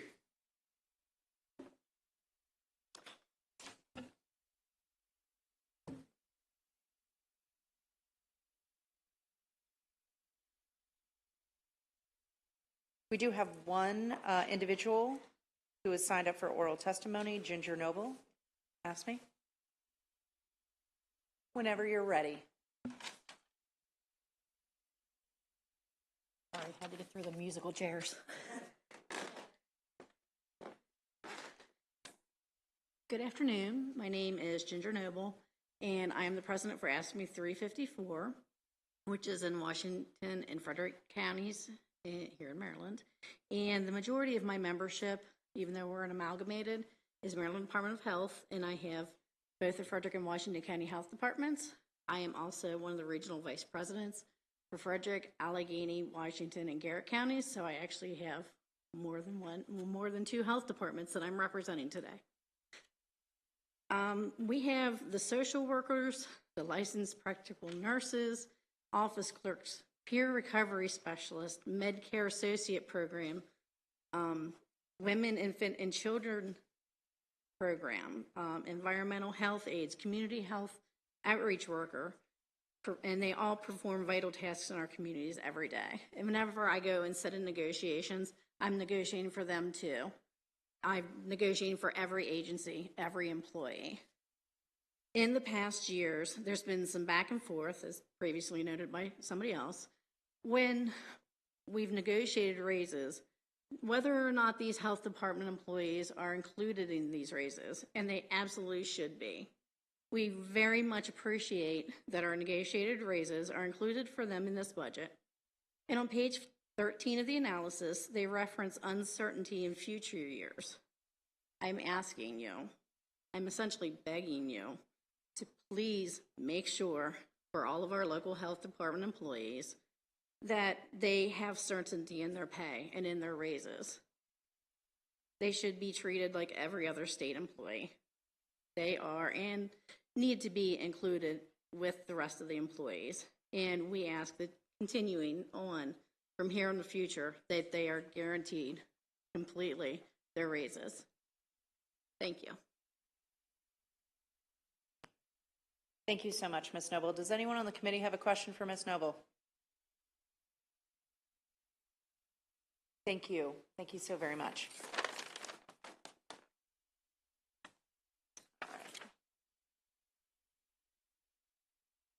Okay. With that, we will move on to that concludes our MDH Public Health Administration, and we will move on to Maryland Institute Emergency Medical Services System. First, we'll hear from our budget analyst. Naomi, whenever you're ready.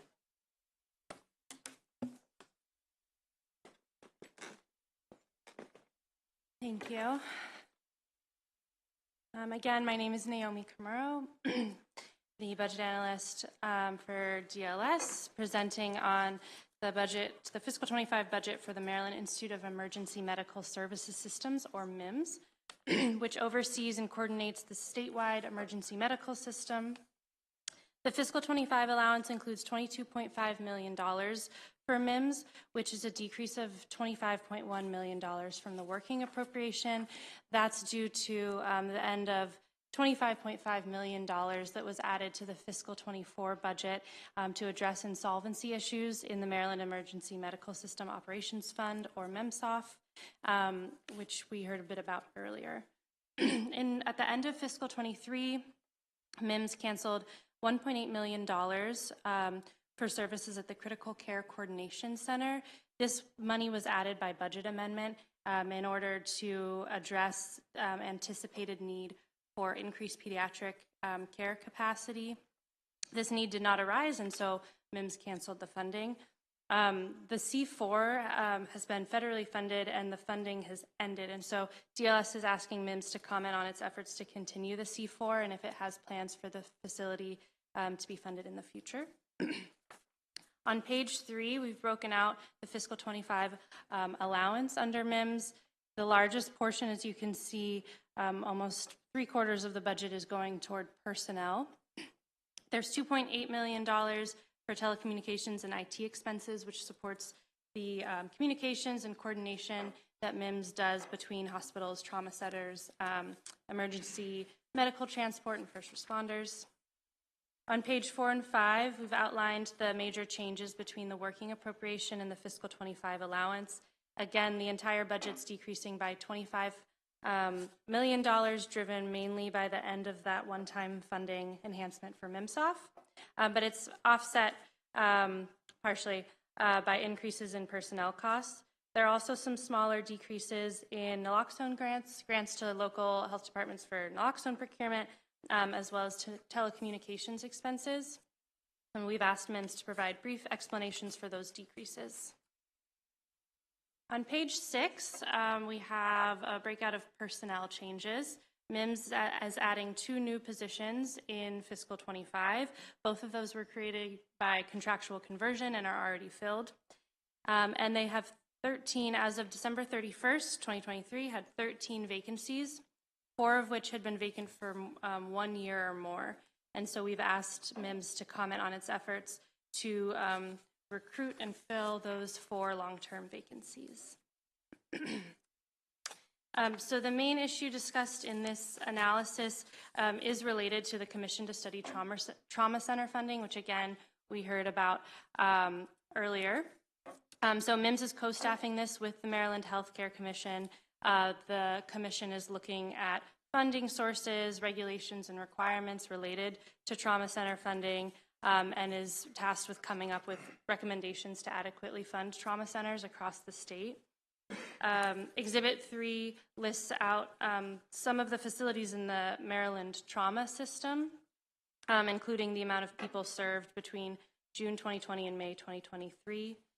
The Commission has met 5 times and actually released its report with recommendations just a few days ago. Of these recommendations, we've asked MIMS to provide an update on its progress to implement the recommendations that are relevant to MIMS's work specifically. And with that, I will end. DLS concurs with the governor's allowance, and I can take any questions you have. Thank you so very much. Does anyone on the committee have a question? Thank you so much. Next, we'll hear from Dr. Delbridge. Whenever you're ready. Thank you.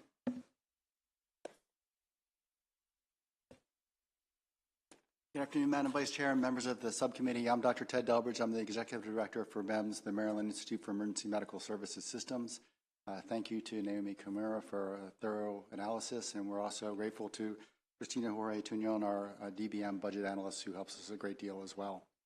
I realize that you have what's been submitted as written testimony. I'll try to be brief and answer any questions you have, which is hopefully simpler than the MDH experience. For quick background, MEMS is responsible for coordinating the statewide emergency medical services system.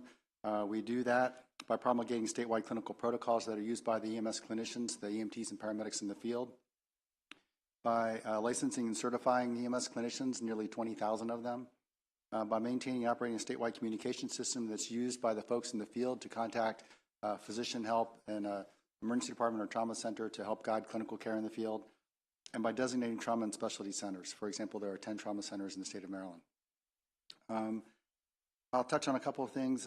With regard to overdose response, some of the grant money that was mentioned was passed through that came to MEMS to help offset, to distribute to local jurisdiction EMS operational programs to help offset their costs in providing naloxone to victims of overdose when they weren't transported to the hospital necessarily, and so there was no opportunity to recoup that through reimbursement. That grant money was provided to us from the Opioid Operation Command Center, now the Maryland Office of Overdose Response, that's correct. And the opportunity to get that grant money went away a couple of years ago. We don't anticipate it coming back. The office has redirected those funds to a different mission. We continue to share a bunch of data with them, though. Weekly, we provide them with information about naloxone use by the EMS system, so they have a benchmark, a running tally, if you will. We supply data to operation called ODMAP, which is an initiative of the the Washington-Baltimore high-intensity drug trafficking area that helps them identify where overdoses are occurring in clusters so that they can intervene and help make the situation better. And we are working right now with CRISP and MDH to develop a dashboard for local health departments to use to determine hotspots for overdoses in their communities. With regard to the Critical Care Coordination Center, that was an initiative we created in December of 2020 during the height of the COVID pandemic. Really what we realized was that hospital emergency department might have a patient who has critical care needs and there was no resource available where they were, and they didn't have eyes on where critical care resources were existing in the state. We knew, because we were querying hospitals every day, but a physician in an emergency department in Prince George's County, which is where this idea came to fruition, had no clue and was really distracted from caring for patients because they had this logistical problem of where to put their patients. So they spent all their time on the telephone as opposed to providing care to who was perhaps the sickest patient they were caring for. So we created the C4 so that instead of calling around trying to find out where space was, they could make one call to the C4, talk to an intensivist, a critical care physician who could help guide their care in the moment in real time, while a coordinator, using knowledge that we had about where beds were available, could touch base with where those places were. To date, the C4 has fielded almost 6,700 calls and does great work. And probably something less than 30% of calls are actually, we obviate the need to transfer at all. By putting a physician in an emergency department or in a hospital in touch with a critical care physician who's a practicing doctor in Maryland, but dedicating some time to the C4, we can obviate the need to transfer the patient with just some clinical guidance that gets the patient over the hump and never needs to go anyplace. Huge big deal. We anticipated in the fall of 2022 a problem managing pediatric patients. Less than something like 40% of Maryland hospitals have no capacity for pediatric inpatient care. So when children are in the emergency department, they need to go someplace else if they're sick. And in the fall of 2022, we were experiencing a serious respiratory virus surge. We anticipated it to last longer than it was.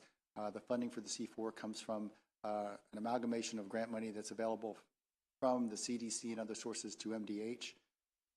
And we are then the recipients of the MDH money by memorandum of understanding. And when that eventuality didn't come to fruition, and there wasn't the surge that lasted as long as we anticipated or feared that it might last, we scaled back operations and the money went back to MDH. It is what is funding the operations of the C4 this year on a no-cost extension. With regard to how we will fund C4 going past June 30th, 2024, we hope for another no-cost extension. We try to be very lean and responsible with our resources. Otherwise, it will eventually go away if grant funding doesn't come through. We continue to receive about 5 or 6 calls a day from Maryland hospitals. Naomi mentioned the Trauma Commission study, which we participated on. About 25,000 of 558,000 EMS transports last year were to Maryland trauma centers. There are 2 recommendations that are particularly germane to MEMS. One has to do with linking the statewide trauma registry, which has all the clinical data about patients, to the financial information about those same patients. When the Trauma Commission was doing its work, what we realized is there was this disconnect between what the clinical condition of the patient was and what it actually cost to care for him or her in the hospital. And so we're trying to amalgamate that information so that we have a clearer picture of all the aspects of providing care for a trauma patient. The other one has to do with creating a public-facing quality report card of sorts so that we can inform the public as to the quality of trauma care that's available in Maryland. Maryland's trauma system is second to none in the United States. It's anchored by the R. Adams Kelly Shock Trauma Center, but each of the other 9 trauma centers participates in a system that is very well orchestrated. And Marylanders should know of the high quality that they get, whether they are in Cumberland, Salisbury, or downtown Baltimore. It's very important. And so that work is just that we work with a group that we already have assembled, the Trauma Quality Improvement Council, and we'll continue to do work to create this public-facing report card. You already heard from the HSCRC today. excuse me, I will tell you that we are keenly aware of the challenges faced by Maryland's emergency departments and the people that present there for care in terms of their efficiency and throughput. Maryland has some of the longest, what are characterized as wait times in emergency departments across the United States. It's really not the time, when we use that term, we're not really talking about the time somebody waits in a waiting room to get care. It's the time they wait for whatever is going to happen next in terms of their care. We worked this year with an initiative by the Maryland Hospital Association to make improvements. It was the 7th of 7 such councils or commissions or task forces over the past 20 years. We'll see if it makes a big, giant difference.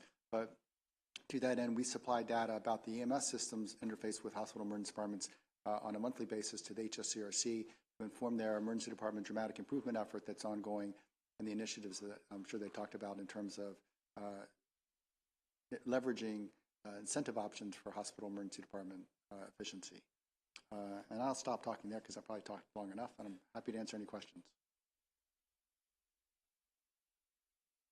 Thank you so much, Doctor. Does anyone on the committee have a question? No? Well, thank you so very much. Thank you. I appreciate it. Okay. Signed up. Okay, without anyone signed up, we will move on to the DHS administration, and we will hear from our budget analyst. Thank you.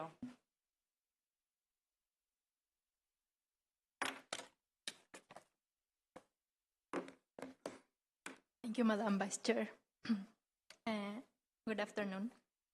My name is Natalia Andrade, and I'm here with the Department of Legislative Services to present the Department of the Fiscal 25 allowance for the Department of Human Services Administration.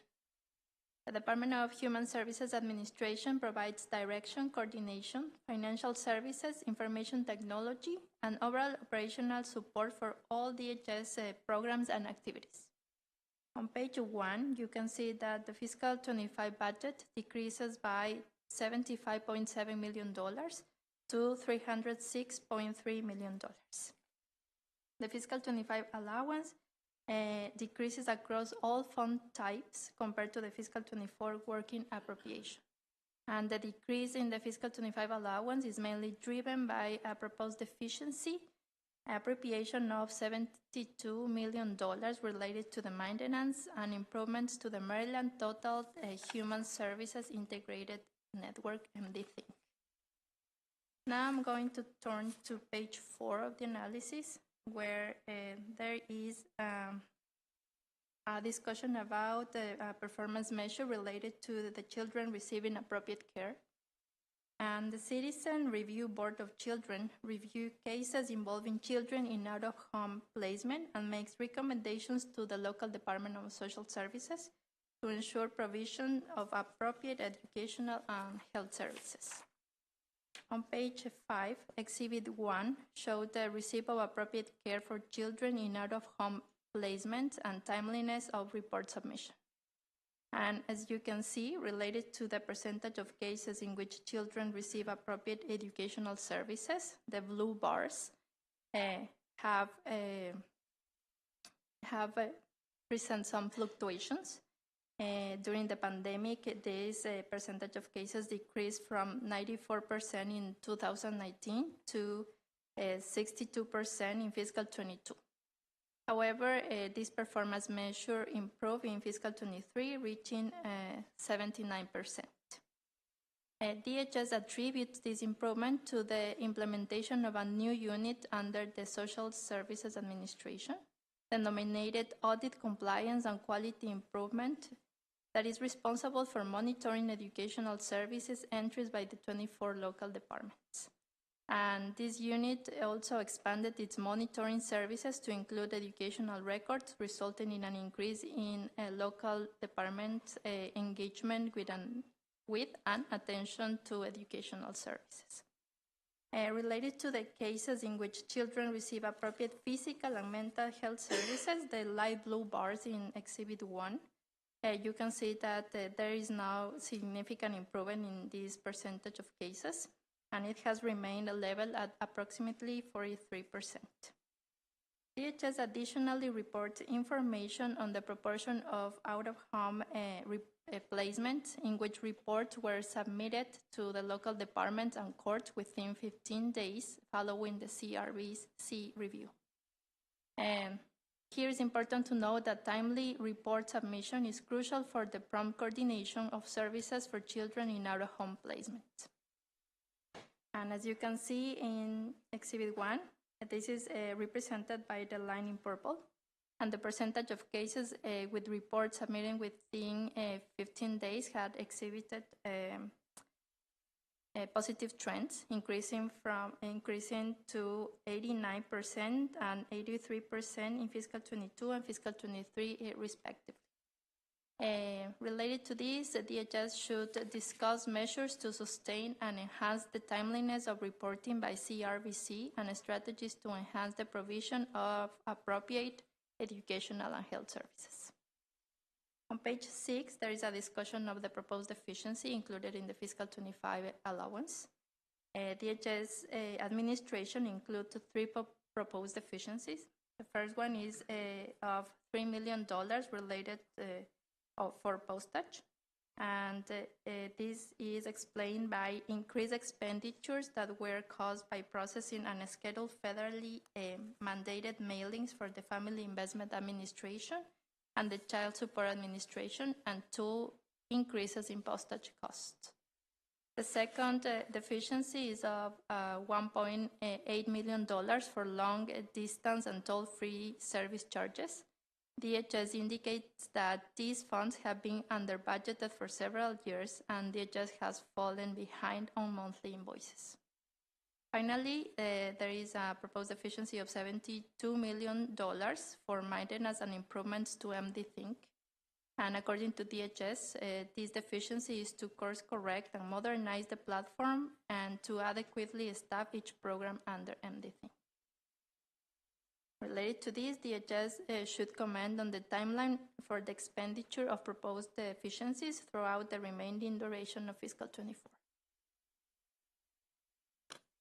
On page 8, Exhibit 2 shows the breakdown of the fiscal 25 allowance. And as you can see, 44% of the budget goes to MD-Think, or $136 million. And 90% of the budget goes to personnel, and 7% goes to other programs. Exhibit 3 on pages 9 and 10 shows the line item changes to the budget. And as I mentioned before, the fiscal 25 allowance decreases by $75.7 million compared to the fiscal 24 working appropriation. And a significant portion of this change is explained by the fiscal 24 proposed deficiency related to the maintenance and improvement to MD-Think, which addresses gaps for staffing, consulting, and operational costs. And here you can see that there is a decrease of $62 million related to the MD-Think maintenance. And under local general administration, there is an increase of $2.8 million related to new vendors for a contract to maintain and enhance the existing financial management system contract utilized by the local department offices. And under other changes, there is an increase of $7.5 million related to the renewal of the electronic benefits transfer system contract, and a decrease of $13.6 million related to moving costs for DHS headquarters relocation. On page 11, on the personnel section, you can see that the vacancy rate as of December 2023 is 8.68%, or 66 vacancies. And that is 12.34 vacancies above the budgeted turnover. And out of the total 66 vacancies, 53 have been unfilled for less than a year, and 13 positions have been vacant for over a year. On page 12 begins the issues section, and the first issue that we want to present to the committees is related to the implementation and challenges of MD-Think program. MDThink is a shared technology platform that integrates multiple state health and human services programs and applications. Currently, all major DHS customer-facing systems are hosted on the MDThink platform. MDThink's data, program, and applications are hosted on a cloud service provided by Amazon Web Services. And MDThink is staffed by 20 state employees from DHS and MDH, and by 350 employees provided by 13 vendors through a statewide contract. As of September 23, DHS reported that MDThink program is finalizing the design, development, and implementation of modifications to the system supporting DHS. Regarding the external utilization of MDThink, committee narrative in the 23 Joint Chairman's report requested that DHS provide a report on the external utilization of MDThink platform and the cost estimates for the transition phase for each agency. Exhibit 4 on pages 13 and 14 shows the list of the external agency products that have been fully integrated into the MDThink platform. And the cost of this integration stands at $34.3 million.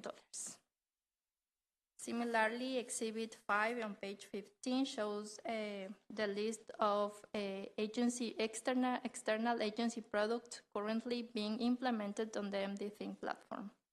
And the total cost of this implementation is $31.1 million.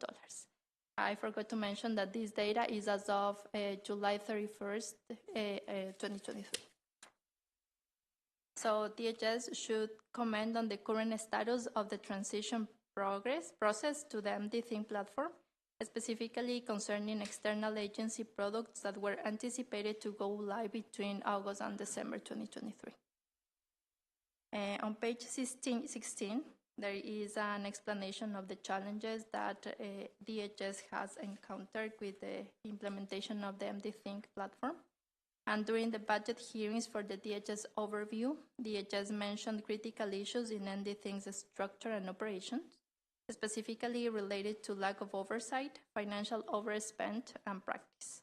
And these issues have led to rework and delays in addressing system errors and user experience concerns.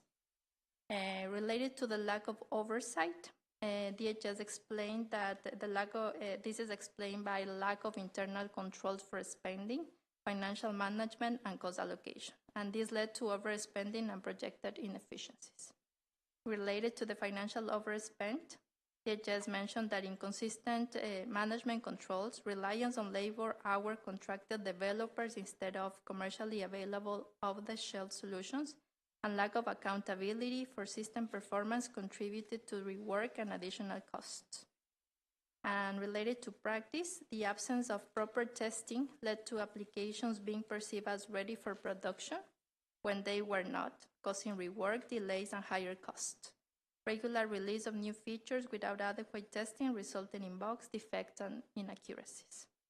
And in general, the lack of coordination in system development has led to a situation where the components or modules of the system, the silo, operate in isolation from each other, lacking effective communication or integration, and this can make the system be less user-friendly and more difficult to navigate. Related to this, DHS should comment on the correlation between the challenges faced and the proposed efficiency of $62 million for maintenance and improvement to MDThink. On page 17, there is a list of improvement efforts that DHS have been implementing to address the lack of internal controls, the financial overspend, and the practice issues. So DHS should comment on the improvement efforts undertaken to address challenges faced with MDThink during fiscal 23 and fiscal 24, and highlight any milestone achieved since the identification of these challenges. Additionally, provide insights on any initiatives planned for fiscal 25, with a specific emphasis on whether the allowance adequately supports all planned activities. And on page 18, And there is the second issue that we want to present to the committees, and it is related to the oversight of the local departments of social services. In March 2022, the Office of Legislative Audits published a fiscal compliance audit on the DHS local department operations. And the audit identified 6 findings, of which 5 were repeated from previous audits. Language in fiscal 24 budget bill restricted $100,000 in general funds pending the submission of a report to improve, with efforts to improve the oversight of the local departments. DHS submitted detail on specific actions that are presented on pages 18 to page 22. And I'm going to jump to page 23. That presents the last issue that we want to present to the committees, and is related to the update of the DHS headquarters building relocation. And as a background, the existing office facility is a century-old department store building that has presented substantial challenges in terms of infrastructure, foundation, and operational efficiency. These issues have resulted in excessive maintenance and repair costs. So the agency decided to relocate to a newer rented space. So despite initial plans for a fall 23 move, the relocation timeline was adjusted to approximately June 2024, which resulted in a cancellation of $4.5 million in federal funds in fiscal 2023. And this delay is attributed to challenges faced by the general contractor in navigating the building and fire permits. Finally, regarding the funds allocated to the move, the funds have been utilized to cover expenses such as professional services for tenant fit out at the new location, moving service charges, network infrastructure, computer equipment required for the new premises, and the furniture. Finally, DHS should comment on whether it possesses adequate funds to support the relocation, and also should comment on any updates related to the date of the move. And to conclude, on page 24, at DLS, we have outlined a recommended action for the committees to take, which is to request the DHS to submit a report providing information on the MD Things implementation status. And with that, I conclude my presentation, and I'm happy to answer any questions. Thank you so much for your thorough and thoughtful analysis. I apologize I missed the beginning part of the presentation, but I'm so happy to be back in this room. Thank you. Do any subcommittee friends have any questions for our analyst? Okay, thank you so much. All right, we're going to bring up our DHS team. I swear somewhere here I have the list. Secretary Lopez, Deputy Secretary Dan Waite, MD Think, Executive Director Pat McLaughlin, and Acting CFO and amazing former legendary colleague Kirill Resnick. You can go in whatever order you wish and proceed when you are ready. Madam Chair, you're making me blush.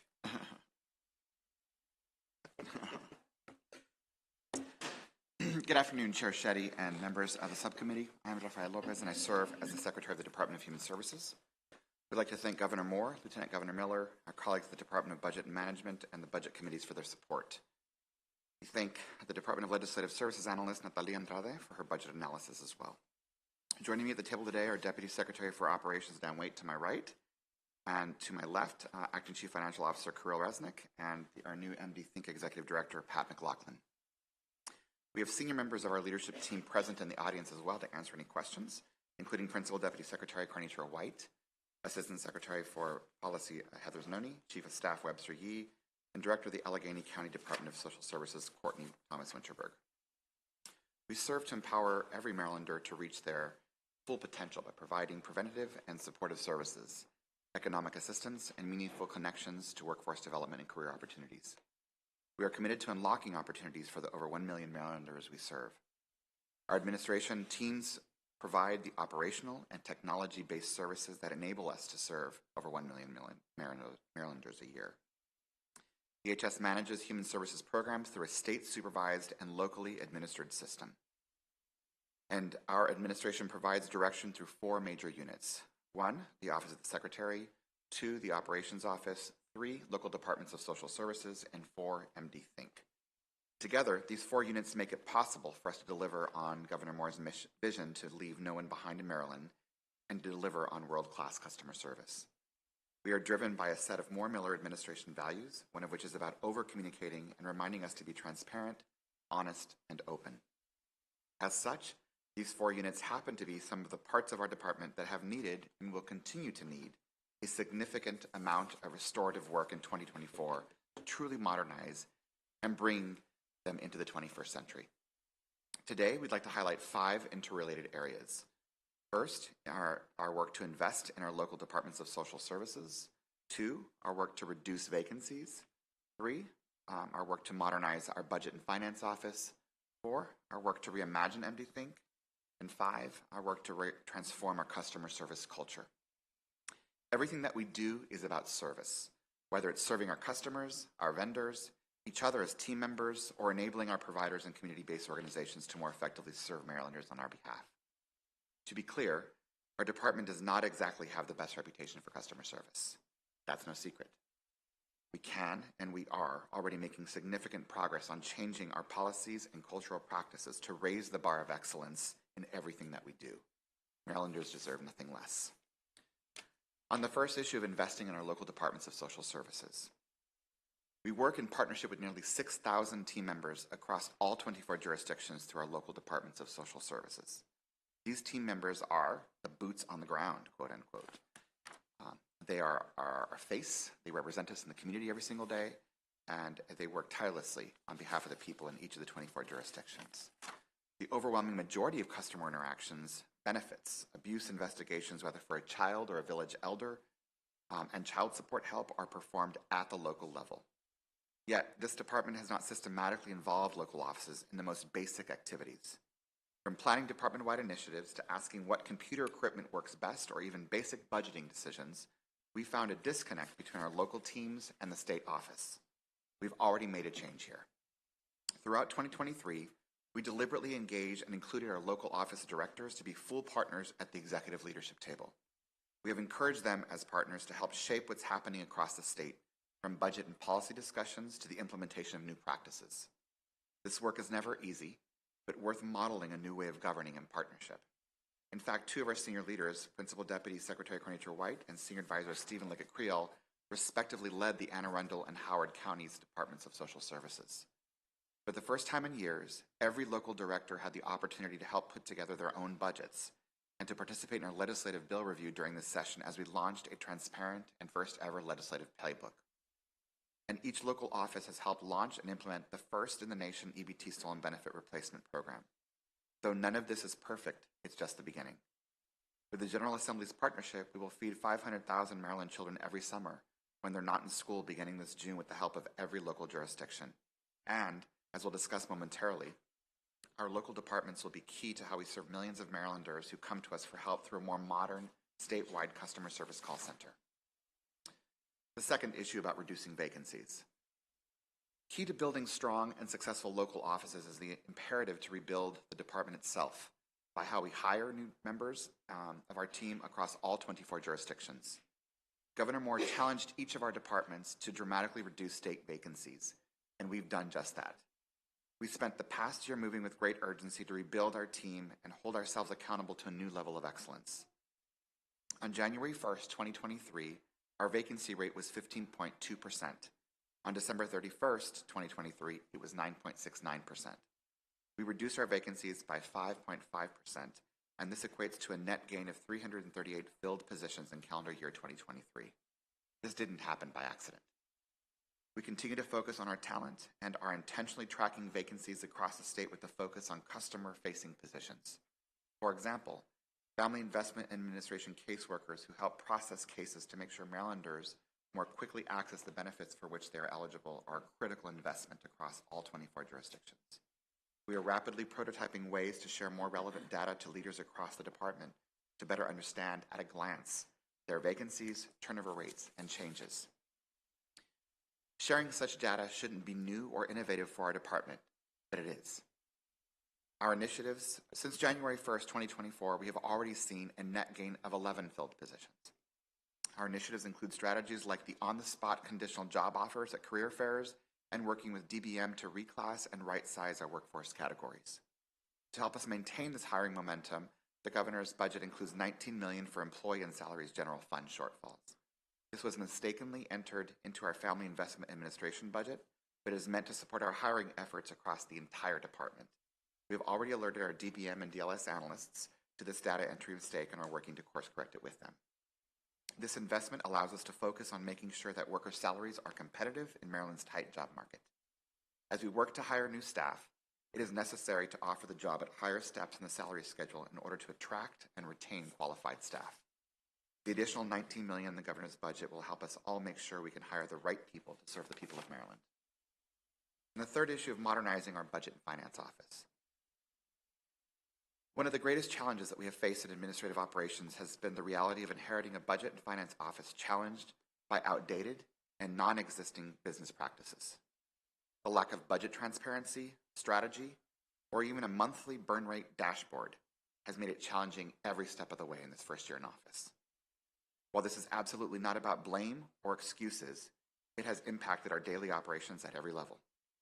A prime example of this is our efforts to rebuild how and when we more effectively draw down federal dollars for which Maryland is eligible. Moving forward, we do not intend to leave a single penny on the table that we can absolutely apply to helping Marylanders. These operational challenges have a direct and harmful impact on our customers and vendors. We've been finding basic failures in our accounts payable section, such as invoices that are due and have not been paid dating back years. Asking community-based partners to provide services without signed contracts or the ability to get invoices paid is not acceptable. We simply cannot act fast enough to uncover the backlog of unpaid invoices. One particularly I'm sorry. Sometimes when you say it out loud, it's just even more insane, but I'm going to say it anyway. One particularly noteworthy example was our discovery in late August of 2023, where over $2 million in Verizon phone bills dating back to 2022 had not been paid in our department. All these unpaid invoices were paper bills sitting on someone's desk. We made immediate course corrections throughout 2023. Acting Chief Financial Officer Kuro Resnick has graciously volunteered to lead our early rebuilding efforts as we conduct a national and competitive recruitment for a new Chief Financial Officer and other key financial leadership staff. In April 2023, we implemented statewide delegated authority measures to increase accountability on contracts, invoices, payments, etc., to help us better understand the challenges we were facing on years of backlog across the state. In fall 2023, we developed and implemented a new invoice submission process that is all digital through a Smart Sheets portal. And by the way, people in this room and at this desk helped build it themselves. We didn't contract for anybody because we had to move so quickly. That should not be the way we do things. Or at least, not always. Not always. We made it work. We made it work. We make it work. We focus every single day on resolving and paying invoices older than 30 days. Again, why should that be new and innovative? Every invoice is now tracked and vetted through a standardized review process so there is accountability for every dollar. This should not be new and innovative in 2024 at DHS, but it is. While imperfect, this is just the beginning of desperately needed changes. In 2024, we are completing a line-by-line budget analysis to fully input the budget data into FEMIS so that we are able to have monthly spend rates. This has never been done before at DHS. We must take greater control and accountability for knowing and sharing what we have spent so far and what we can spend going forward. We are working with a forensic audit firm to further tighten our processes and to implement recommendations across DHS. One of the first and most urgent areas we tackled related to budget and finance was course correcting how MD Think was spending and increasing greater accountability for every single dollar there. On the fourth item of reimagining MD Think. MD Think is a shared technology platform that began in February 2016 to modernize and integrate multiple state health and human service programs and applications. MD Think serves as the state's benefits platform to ensure Marylanders can access the help and services they need, such as health insurance and food. Since assuming office last year, we have been examining MD Think's operations, which have revealed significant issues. To put it simply, MD Think's applications have not been working as they should, whether for our customers or the thousands of state team members who use it to do their jobs and serve the people of Maryland. Working closely with my colleagues, Secretary of Health Herrera Scott and Secretary of DO-IT Katie Savage, we found a lack of oversight and financial overspend. No cost savings were achieved through federal fiscal year 2022, and MDThink has spent approximately $216 million more than anticipated on the MDThink platform to date. Upon discovering these issues, together with our colleagues, we responded with immediate and decisive actions, including the following steps. We enacted key leadership changes to ensure responsible oversight of MDThink's daily operations, including the appointment of our new Executive Director, Pat McLaughlin, and rebuilding his leadership team. We reduced a projected budget shortfall in state fiscal year 2023 from a projected $100 million to less than $6 million. MDThink overspent in federal fiscal year 2022 by over $73 million. We halted the creation of new development and application migration efforts to focus on existing applications. We increased accountability around the authorization of new expenditures, required project budgets, and other basic administrative safeguards. It's worth noting here, which is why I've invited our colleague Pat McLaughlin to be here, that there were no required budgets for any of the projects on which we were working. We found none. We created new critical positions that previously did not exist at MDThink and hired industry experts into these positions to support both the administrative and technology operations. We intentionally visited our team members in every one of our 24 jurisdictions and engaged our customers in person across the state. We listened and we acted based on their recommendations. We are partnering with Code for America to help us rapidly prototype new ways to engage the customers we serve in a more engaging and mobile-friendly way. We will continue to stabilize MDThink and complete the development work necessary to make our applications actually work for our customers and our team members. The fifth and final area we'd like to highlight is the importance of transforming our customer service culture. As the governor has said many times, the language we use with each other matters. How we treat each other matters, especially when Marylanders are calling us to ask for our help. The Maryland Department of Human Services call center currently receives over 5,000 calls a day. 2 days ago it was about 6,180, and just yesterday it was 4,845 Marylanders who called us for help. Overall, that's about 6 million Marylanders that to respond to the 6 million Marylanders, we have to do better at working with our 6,000 team members to make sure we're as responsive as possible. These calls range from asking about the status of their application for SNAP so that they can put food on their table, to asking whether their child support payment has been made. And we also get calls of desperation, asking for help to make sure their electricity or heat hasn't been turned off and turn to us for help to make sure that doesn't happen. How we signal with our words, our actions, and our commitment to follow through matters to Marylanders. The call center is one of the 3 primary customer contact points at DHS, along with our website and the 24 local departments of social services. The data from the current call center paints a consistent picture of failing to serve our customers. I'll start with one number, 528,666. That's the number of abandoned calls in 2023. Over 1.9 million Marylanders tried to call the call center in 2023, and over 500,000 Marylanders gave up because they could not get someone at the current call center to pick up the phone. This included long wait times in excess of 15 minutes and peaking over 30 minutes at times, resulting in more than 10,000 calls being abandoned per week.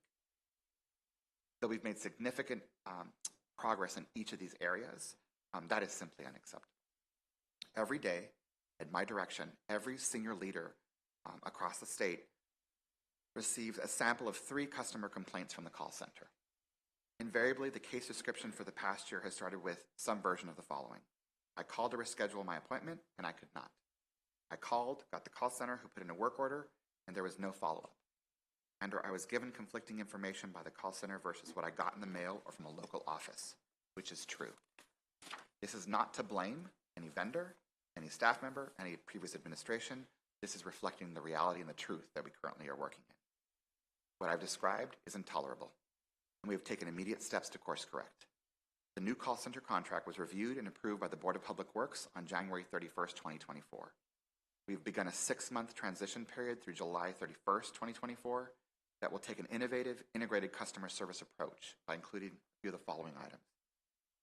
An interactive voice response system and a customer relationship management system that is fully integrated with our MD-Think application. This system will also integrate with the local departments of social services to provide direct access to 3,200 members of our team. Right now, our own staff, our own team members cannot access the information in the call center directly themselves or see it in real time. This has never been done before in the state of Maryland. A thoughtful, responsive, and urgent way to actually problem solve with and for customers. Customers will receive the same streamlined experience whether they are walking into a local office or calling into the call center. Marylanders deserve nothing less. The new contract also gives us a flexibility to extend the call center's service hours to meet the needs of working Marylanders. New service level agreements will hold the selected vendor accountable for meeting customer service goals, including achieving a 30-second wait time for 90% of calls or face financial penalties. Modeling our value to move with urgency, we move with all deliberate speed to write a new request for proposals in the first half of 2023, releasing it for bid in August. When bids closed in October, the department dedicated full-time resources to the evaluation process and completed evaluation of 8 proposals by November 2023. We acted based on our customers' needs and their requests for help to move a complex procurement from start to finish in less than 12 months in the state of Maryland. Automated Health Systems, or AHS, was unanimously determined to be the #1 overall ranked offer by the Evaluation Committee. AHS proposes its Maryland site to be located at 250 Pratt Street in downtown Baltimore. Over 200 full-time and part-time customer service representatives will be Marylanders. They fully intend, and we will hold them accountable, to meet the RFP's 25% MBE goal and multilingual staff goals, including Spanish language call center employees. This is an increase from the existing contract's 10% MBE requirement. Marylanders deserve world-class customer service, and they deserve it now. Resetting a password, rescheduling an appointment for help with benefits, and getting the same answer anywhere they go should not be a luxury. It should be the bare minimum. And we don't have that right now. With the addition of new statewide customer call center in 2024, we are determined to create a workplace culture where world-class customer service is the new normal for our team members and our customers across the state. We will treat the people we serve with the dignity and respect that they deserve. Now, I'll turn it over to our Acting Chief Financial Officer, Carol Resnick, to briefly summarize our responses to the DLS analysis. Thank you. Thank you, Mr. Secretary. Thank you, members of the subcommittee. I will go through our responses to the questions and recommendations posed by the analyst in your analysis. Question 1 asks the DHS should discuss measures to sustain and enhance the timeliness of reporting by the Citizens Review Board for Children and its strategies to enhance the provisions of appropriate educational and health services. The Citizens Review Board for Children, the CRBC, is comprised of an independent state board and local review boards. The CRBC is housed within DHS and is tasked with duties specified under the Human Services Article 5-539, including conducting case reviews of children in out-of-home care under Human Services Article 5-539.1.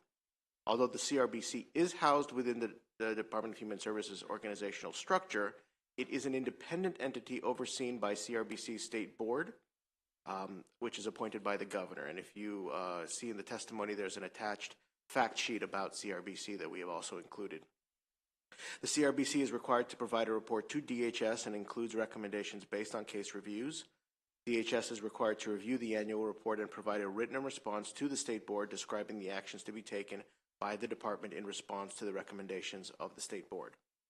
In January 2024, the CRBC administrator retired and an interim administrator was appointed. The CRBC worked in partnership with the Governor's Appointment Office to fill 26 vacancies, both new and reappointments, within the board and staff. DHS intends to continue supporting the CRBC in its efforts in 2024. We intend to continue supporting the local boards in their independent review of cases, which will ultimately maintain and improve the timeliness of their reporting. DHS continues to enhance the provisions of appropriate educational and health services. DHS's Social Services Administration implemented a new unit in 2021, the Audit Compliance and Quality Improvement Unit. This unit is responsible for monitoring educational services entries by the 24 local departments of social services. In 2022, the ACQI unit added educational records to their list of monitoring practices. This monitoring practice has seen an increase in LDSS addressing educational services with 22 of our 24 meeting the 90% threshold. 22 of our 24 local departments meeting the 90% threshold. Question 2, DHS should comment on the timeliness of the expenditure for proposed deficiencies through the remainder for 2024 for MD Think. DHS anticipates that the expenditures of the proposed deficiencies during the remainder of FY24 will be accomplished no later than May 8th, 2024. DHS is proposing modifications to its Agile Scrum Team Resource Contract for MD Think's task order agreements to the Board of Public Works for its consideration and approval for 1 year, and adding $115 million to these contracts for a revised total contract amount of $561 million.